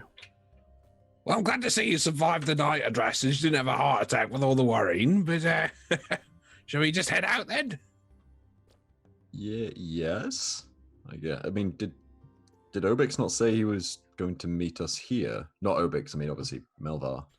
Well, I think they said they'd see us, but well, maybe they're being polite. They're letting us sleep, and then they'll wait until we come and seek them out. Yeah. Okay. Well, it's no time like the present. All right, so you guys head towards the door, and once again, you have to pull through the faint ripple covering it until eventually the door swings open outwards, and you notice immediately that you're not in the foyer of the commune anymore. Instead, we'll take a short break, and then I'll tell you what you see in front of you. Dun, dun, dun. Mother. Yep. It's a no place dog. like home. There's It's no a place dog. like home. John, tell it your secrets. All right, are you idiots ready? Yes. Yes. Yes. Okay, so welcome back. We just had a break in which we didn't talk about anything inappropriate at all. And as the party open the door from their lodgings, they realize that they are not, in fact, in the foyer of the Oracle Commune, but they are instead walking into an office very similar, actually, to Dean Obix's. However, this one is certainly different. It is actually perfectly round, and there's a smaller circle inlaid into the center of the floor. The shelves in here are a little bit tidier, but there's more stuff scattered around on benches and workshop tables and all sorts. There's a desk at one side of the room, but it doesn't look like anybody's used it in a long time. It's almost like a thick layer of dust coats everything in the room. There are doors that lead seemingly out of this room. There's one on one side and then another sort of 90 degrees to the right of it. But for now, you enter into this chilly, round office with nobody else in it. And you look behind you and you see the door has very much so just kind of opened out of thin air, seemingly. But it is still currently open. Hello? Oh, Matt Just Hawes. waiting here. Do we go through the door? Oh, this I man thought is. we have gone through the door, haven't we? I assume you're Yeah. going through the door. You can Yeah, see yeah. you can see through it right now, whether you're in or not is your choice. I think we've I'm gone in the in. room. Let's Alright. go. I guess Yeah. we'll just. Yeah. I guess. I guess I'll just poke around the room, see if I can. Is he under the bookcase? Oz. This man, show some respect. Okay, I guess he has a flair for the dramatic. Watch this. There'll be a puff of smoke and he'll appear or something like that. Guarantee it. There's actually simply a thin veil of blue light appears in the center of the room, and a form begins materializing in it until eventually you see the form of a man take shape. This man seems to be wearing a very simple, clean white linen robe, and he seems to have thin, wispy grey hair that almost floats off of his head as if gravity doesn't apply to it. It almost seems to shimmer and move as if underwater. But as his form takes more of a solid shape, you start to notice some irregularities about him. His skin appears to almost be a hue of light blue, and it's very tightly stretched over what is almost a skeletal skull, as the edges of his teeth are exposed through thin corpse-like lips. And you now realize that the hair is akin to the hair you'd see on a corpse, almost weightless, floating off. And as he materializes in the room, he hovers about just half a foot above the floor, his white robe just draping the bottom stones, and he looks at you all and sort of slowly swings from side to side as he takes you in. Would any of you like to do anything? Are you dead? At this, he kind of sweeps looking towards you and doesn't reply at first. Melver? He goes, yes. Welcome. Forgive me. And he gestures towards you with one floaty arm, Oz. He goes, I know my appearance can be shocking at times. Forgive me, it's not something that I'm used to worrying about these days. And you see him float slowly towards the floor, and as he does, he shimmers with light again, and is replaced with the image of a much younger, much more handsome man, you'd guess in his mid-20s, dressed in the same simple white robe and no more adornments, with combed back brown hair, and he goes, I hope you'll find this more tolerable. I do apologize. But yes, have I summoned you, or have you summoned me? I hear you have something that used to belong to me. In a manner of speaking. We said we would be honest. I'm getting there. Shut up. Because it's not like we can give it back.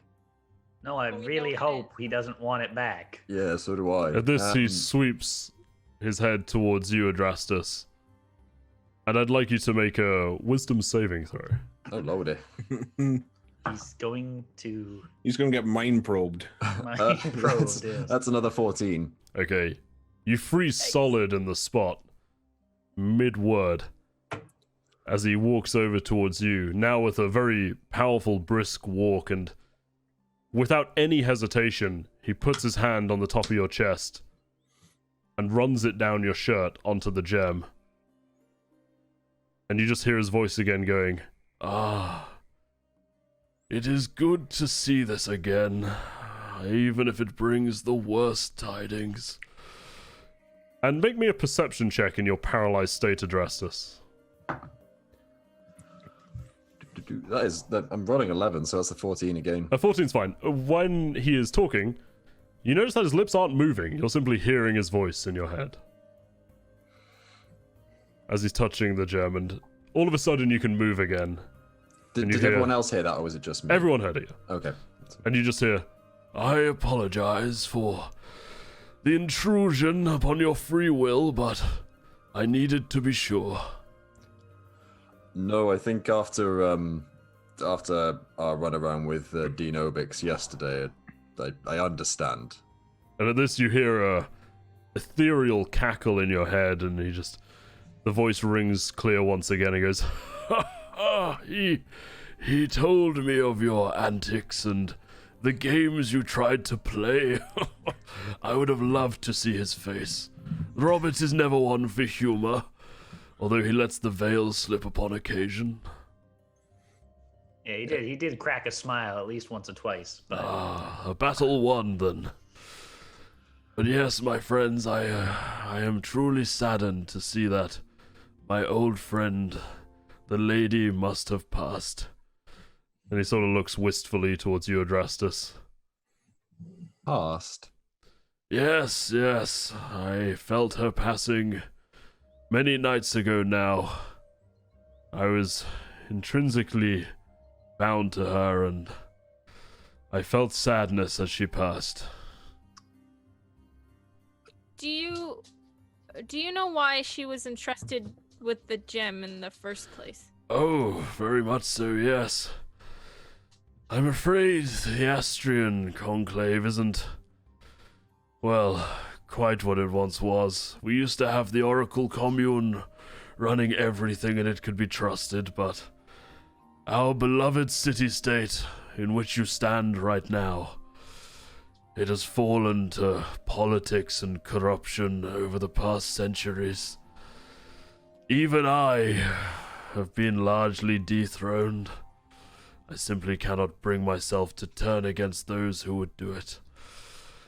I entrusted the gem to the lady who I created all those years ago. In the hopes that she would guard it, I knew that nothing lives forever, though. I myself fought that battle many times. Do you know why? Pardon me. Do you know why the lady would have given it to Adrastus? I imagine time may be of the essence. She will have known that her end was coming, and, well, young man, you appear to be attuned to nature and the finer magics that even I never grasped of this earth, but I imagine she saw that in you and decided to take the chance. So, wrong place, wrong time. All right, place. We're yet to see. Melva, what do you know about the Dragon Primarchs? We have suspicions that someone is trying to bring them all back. Before I tell you my part of this story, I simply would like to check with you all something. It would be remiss of me to not point out that really from this point there is very little going back. I imagine that this tale will end in your deaths and the deaths of many others, but perhaps it will be less than if we do not act at all. I must give you the opportunity to go back and, I don't know, make the choice yourself. I won't stop you, and nothing will be done to you, I give you my word. And he gestures towards the glowing door, still at the other side of the room. With all due respect, Melva, I don't think I have the choice to go back here. He kind of looks towards you, and the mouth smirks and the voice rings out in your head and says, I fear that may be the case for you, my dear Adrastus, but for the rest of you, I must offer the choice, or what better am I? And he looks towards the rest of the group. Derek says nothing and just stands there. Oh, I'll just see it through to the end. We're just as deep in this as you are now. You're Well, stuck with us. I have been struck with far worse, but very well, I shall tell you my part in what has happened and what is to come. The truth is, all those years ago, I was there. I have been alive for some time, as you may imagine. Unfortunately now, the part I may play is most restricted due to the treachery of my own folk, but that is another story. I must rely upon you all to fix what has happened and the mistake I made. I should never have created the lady and given her the stone. It was, in the grand scheme of things, believe it or not, a short-term solution. I don't know what I should have done, but I was there when we bound the stones many, many, many years ago. All that I must tell you is we have to undo it. Like, release them? Oh no. Find a way of destroying them. Or at worst, release them and kill them. Is that Bloody possible? hell. Is that possible? I would imagine so. Honestly, the magics that we bound them with, they would have no chance of recuperating. I know Mortis, the rogue, has made some cheap imitations of his own, but they are nothing like the prison stones. The prison stones are not reusable, if you'd like. How would we go about destroying them? I do not know. If I knew, I would have done it myself before I was imprisoned here. And he gestures around the room. I suggest that you take any lead you can and pray that we find upon something that can either harm or weaken whatever's inside. Do you think Mortis knows how to do that? I believe Mortis knows many things, but I do not know for certain. He always likes to be rather fanciful of his own abilities, and I would simply make the argument that if he knew how, he would have done it. I know that he is in possession of at least 2 of the stones. 2? 2. I believe One. he has One of them now. Wait, only no. 1. What's the other? What are the 2 he has, or do you think he has? Well, I know he has the stone housing Chamet, which is the sea stone, and I believe he held the stone of that which he hates the most, the sky stone, that contained Ergo. He was my friend once. He doesn't have that anymore. How can you be so sure? Last I heard from Obix, their intelligence said he did. We have relieved Conrad Blackforge of the stone. Ah, Conrad Blackforge, the master artificer. How did you relieve him of the stone? He put it in a big metal guy and, well, powered him. We killed Conrad and the big metal Technically, guy. we didn't kill Conrad. Well, we did not kill Conrad, I suppose. Is The he Sentinels killed Conrad. is he truly gone this time? When did this happen? I can't believe Obix hasn't told me. It happened yesterday. Yeah. That would explain it. So yeah, the Sky Stone is essentially walking around. I'm sorry, what? It's in a big, I don't know what you'd call it. It's like a golem, but Oh.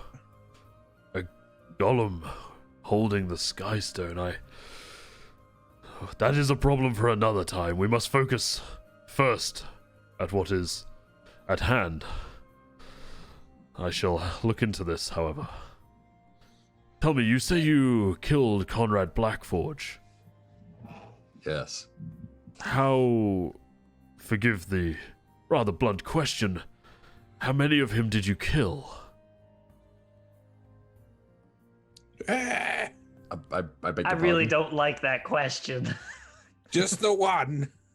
Mortis practiced his early magics on Conrad. They were associates, I believe, when those who instructed you were their main adversary. Conrad, he was shattered into 1,000 pieces of himself. I do So there not know could be how many there 1,000? are. Conrad's? What? Yes. 1,000 people? What?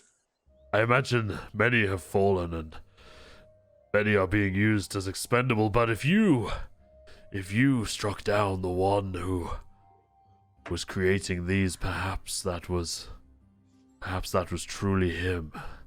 Maybe the others are merely echoes. Well, as far as being unlucky goes, maybe this will be the first piece of luck we've had. Yes, I hope so. Very well. Now, Obix told me he told you of the army of Nazig. Yes. Yes, well, truth be told, I've known of this group for some time. I've allowed them to continue their silly activities. None of it is rooted in real magic or science at all. I've allowed them to sit there, sort of the enemy you know. But I believe we must know what is in Nazig's grounds. So Yeah. you think that there's actually something there? I believe so. I can't imagine that they're guarding it simply out of religious sanctity. I know Mortis pulls the strings of any groups he finds that stumble upon slivers of stories of the old times, but he will be in control of them too, no doubt. And he wouldn't have them there without purpose.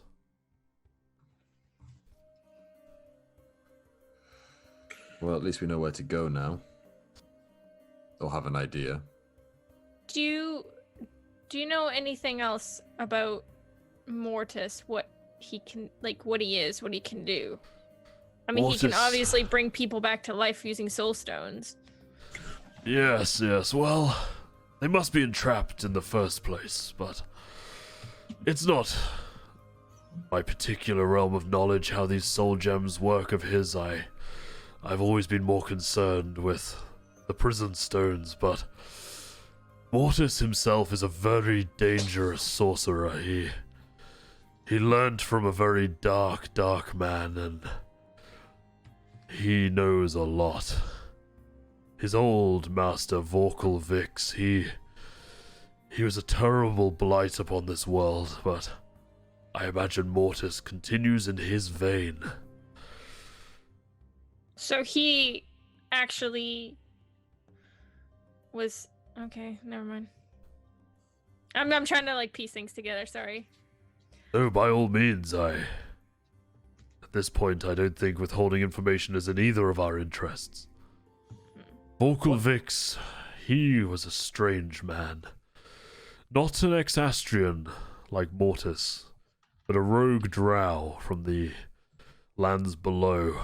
He was obsessed with slivers of old history he'd find down there, and I think that's what turned him on to the idea of the Primarchs. He must have found some information buried deep below. Mortis was enticed by his teachings. I counted upon one of my biggest regrets that I allowed Mortis to be turned as he was.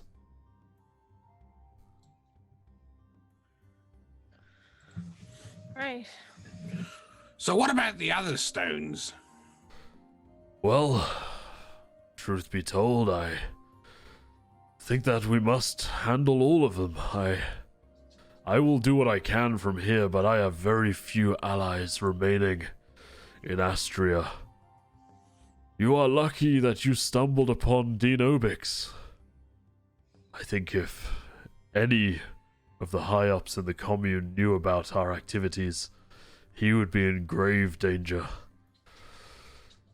I will say that we must deal with what we know is the imminent threat, and, well, news of this golem has certainly thrown a spanner in the works, but I think that it's in our best interest to deal with our friend Adrastus and Nazig. Mortis appears to hold the sea stone, but clearly has no way of utilizing it. But he knows that you're after him. Yeah, if he knew Yeah. how it worked, he would have probably used it already. I imagine that's the case. Melva, from a purely selfish point of view, Would I be aware of Nazig trying to influence me? Truth be told, I wouldn't know.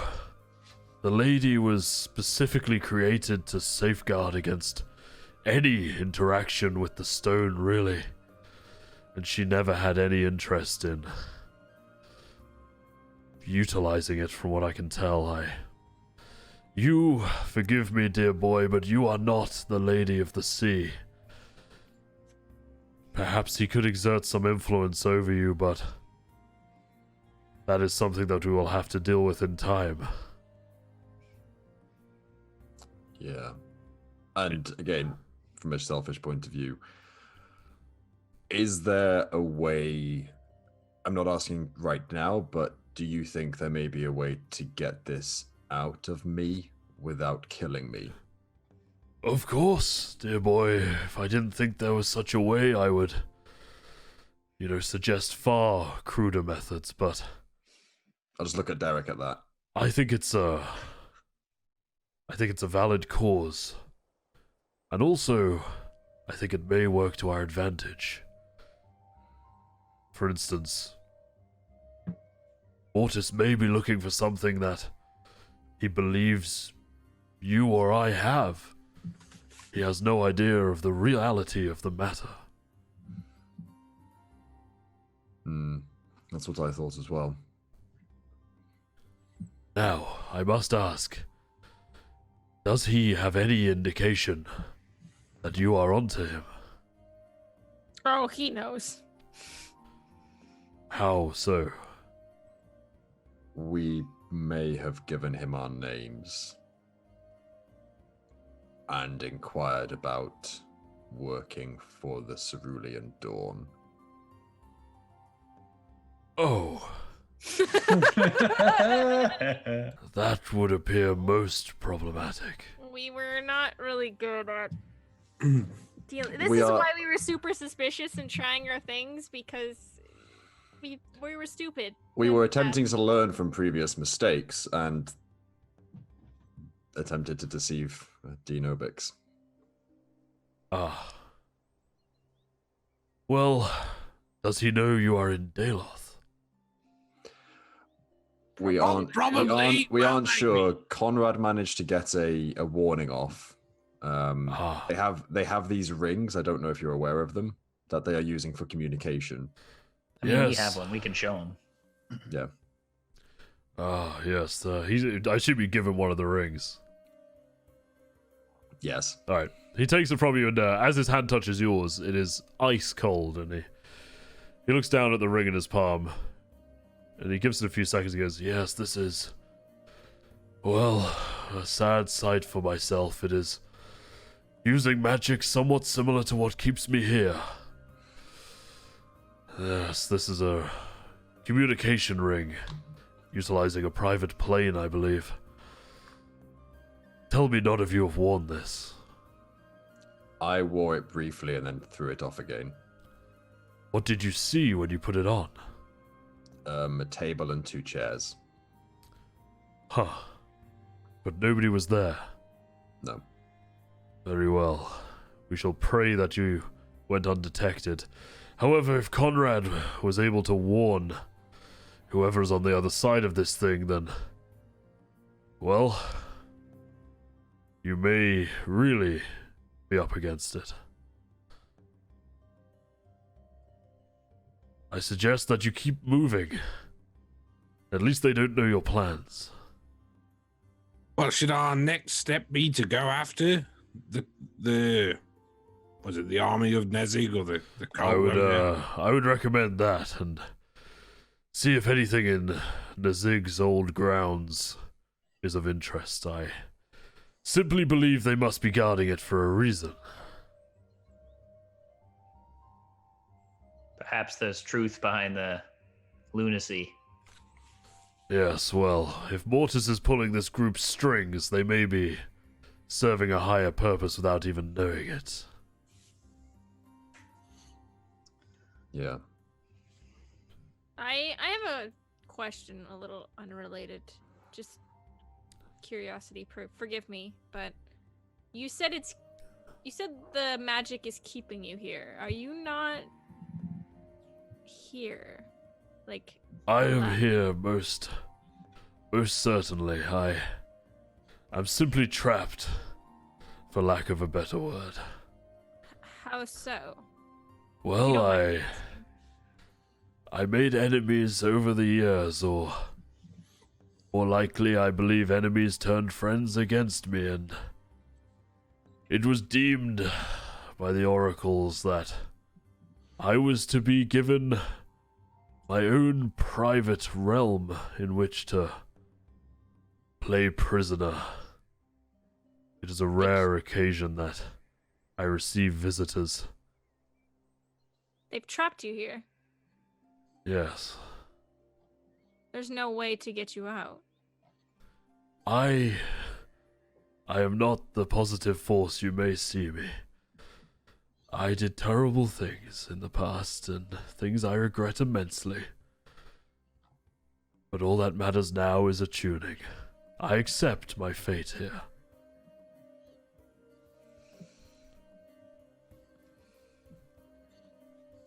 I take it that if me trying to tap into the power of this gem would be a very unwise decision.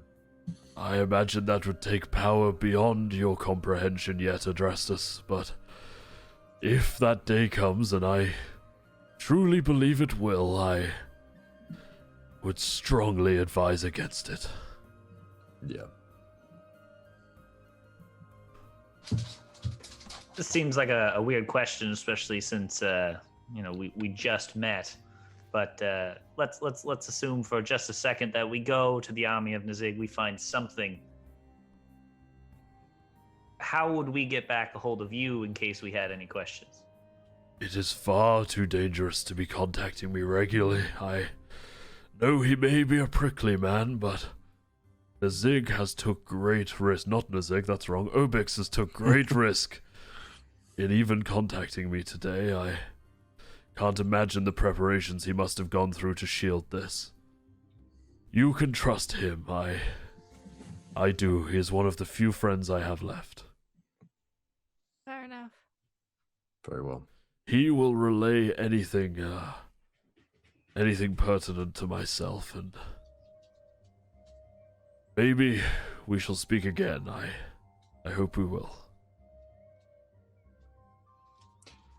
You dealt with you were there at the time. Do you have any final words of advice regarding dealing with the Primarchs or even dealing with Mortis? Well, Mortis is a recent thorn. I was banished, I suppose, not long into his rise. I think they used it as a catalyst to finally sway opinion against me, but Nazig was, it sounds an absurd thing to say, but the most unreasonable of the Primarchs. He had a true lust for blood and blood alone. Don't underestimate the evil that resides there. I'm glad to know we're going with the most bloodthirsty one first. Oh, you would rather he than any others. He may be the Which most scares me. vicious, but he was also a fool. He was the first to answer Ergo's call. He charged headfirst and was virtually defeated by the time the others arrived. I shudder to think of that day, but Nazig is really a fool. But do not underestimate his savagery, or the savagery of his followers. If any influence of him remains, they will fight to the death for him. All right. We'll heed your advice. Anything else? I will answer any questions you have, but I think you've answered everything that I have. Derek, you had a question. Oh, I was just literally gonna say thank you for all this. We we couldn't at least step forward one step into this without this information. We appreciate it.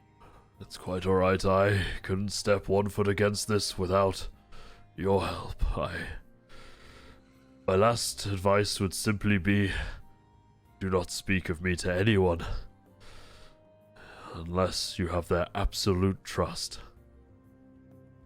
Although forgive me, my curiosity is piqued by talk of this golem. I must ask, what happened with them? Well, he turned to look like me, but with what was it, green and silver, a silver crest instead, and then he just wandered off. We said we'll meet up with him in 3 months' time. So He seems to have gained some sort of sentience because of the soul gem. So he seems to be on a personal self-finding mission of sorts. Ah, I think he may have been starting to get some snippets of Urgo's memories. if he remembers who he is, he will be your greatest ally. And he at least from the very brief conversations we had with him, he seems docile, at least at this point. Like he doesn't seem aggressive at all. Urgo was far more than docile. He was revered. He was a champion of the people, not a tyrant. He will be your friend, and perhaps one day my friend again, if it truly is him. Can hope. We certainly can. All right. Should we get going then? If it's risky to be here, then we probably shouldn't be here too long. Yeah. Yeah, how do we not to, make like a tree here, but how do we leave? I Probably believe the the doorway? door through which you entered will Yeah. return you to whence come you on, came. Derek. Well, no, listen. He just said we could step out and like leave forever. So I just didn't want to leave forever and get my mind wiped or something. You really don't know how magic works, do you? I stab things. That's about it. He goes, wait, Right. if I may, an ask of sorts. And he just sort of effortlessly moves over to one of the shelves and seems to pluck a ring off of it that has a deep black stone set into it. And he holds it out in his hand and he goes, this may not offer two-way communication, but it will keep me appraised of what happens to you. I will not force you to wear it, but I would truly appreciate it. Perhaps you should wear it, Adrastus. You're the one with the gem in the chest, so. You Yeah. are the VIP. Yeah. Well, very important Primark. Hey. Yeah. Yeah. I'd be honored to wear it, Alba. Ah, thank you, dear friend. So I'll just take it and slip it on one of my fingers. Don't feel anything. No, just You blow up. yeah, you're dead. That's Twice in now. one episode. Yeah, you're rivaling John. Jeez. Way, there it is. I guess we'll leave? Question mark? Very well, Yeah, I I think shall so. not keep you. Please, be safe. You as well. And with this, he begins wandering over to the large arched windows at the back of the circular room, and you see him drop the form he was maintaining, and once again, this almost shriveled husk of light blue skin just floats across the window and stares out. Ugh, let's get out of here. God. Oz, you really don't do subtle, do you? What? Let's just go. I kind of like push him through the door. All right, you guys bundle back through the doorway, and you are once again in the corridor of your lodgings. And as you pull the door shut behind you, the ripple once again emanates, and almost instantaneously, you can hear the hustle and bustle of the foyer once again.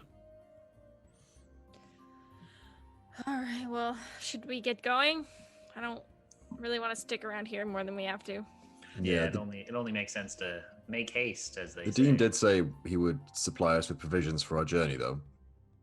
Yeah, He you might did. be able to get a healing When- potion or two. I'll say when you go back into one of your rooms to get your stuff, you do indeed see Adrastus in your room that there is a case, actually, like a wooden case with wax-stamped bottles in it that appears to hold 6 greater healing potions, as well as a rolled-up map, which when you untie the ribbon and unfurl it, actually has the location marked with an X. However, no annotation as to not give away what you're doing.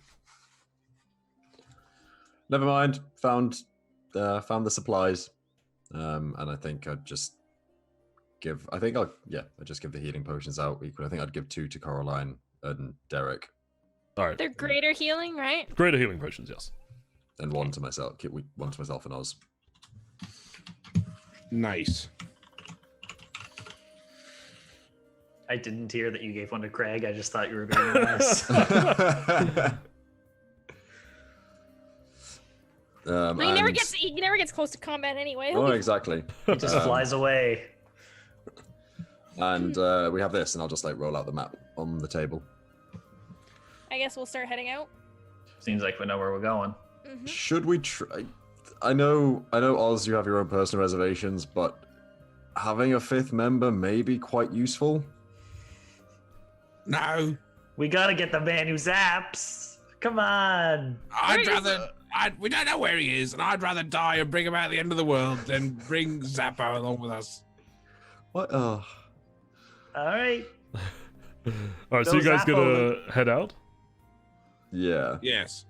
As you make your way out through the entrance of the foyer back into the clear, bright, sunny day in Daloth, and you close the plain wooden door, and it's almost like gives you a headache, your brain trying to comprehend the contrast between what you saw in there and what you see out here. It's you notice that there is a younger man, probably in his mid-teens, shuffling towards you with an oversized robe on, and he goes, and he reaches into the folds of his robe on his stomach and unfolds a note, and he goes, I'm meant to give you these horses.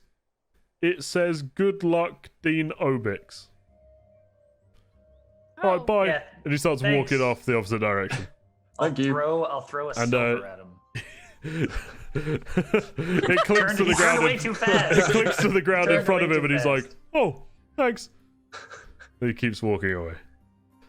And you look up, and indeed there is 4 pristinely kempt horses. They almost look like war horses. These are large mounts.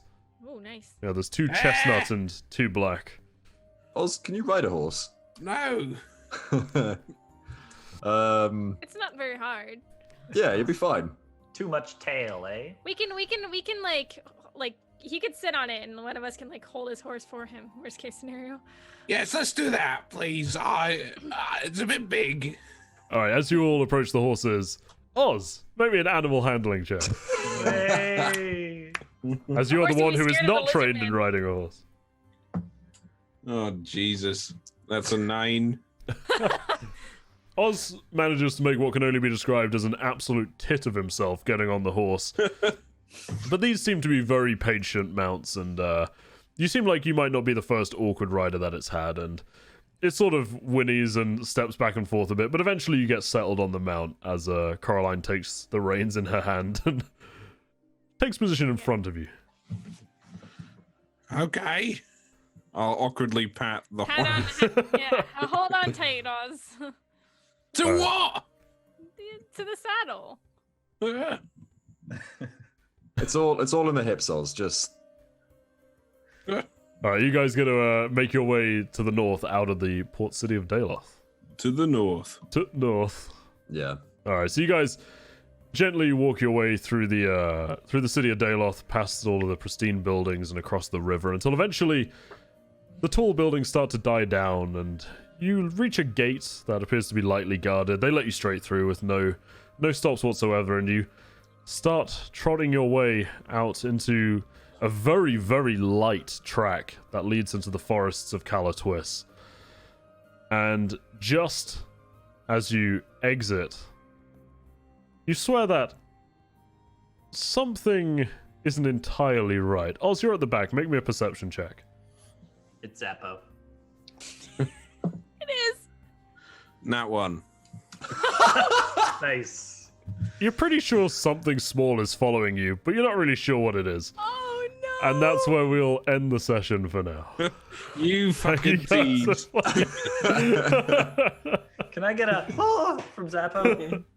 Well, you have to wait till next time for who knows Oh. what it is. Maybe it's an owlbear, or maybe it's Zappy. Who Maybe knows? it's Melvar disguised as a dog. And John is going to tell him all his secrets. God, please. Thank you guys for playing. It's been an absolute pleasure as always. And thank you for watching or listening or whatever you're doing. And yeah, we'll see you next time in 2 weeks. We'll catch you then. So it's bye from me and all the cast. We'll see you next time. Bye.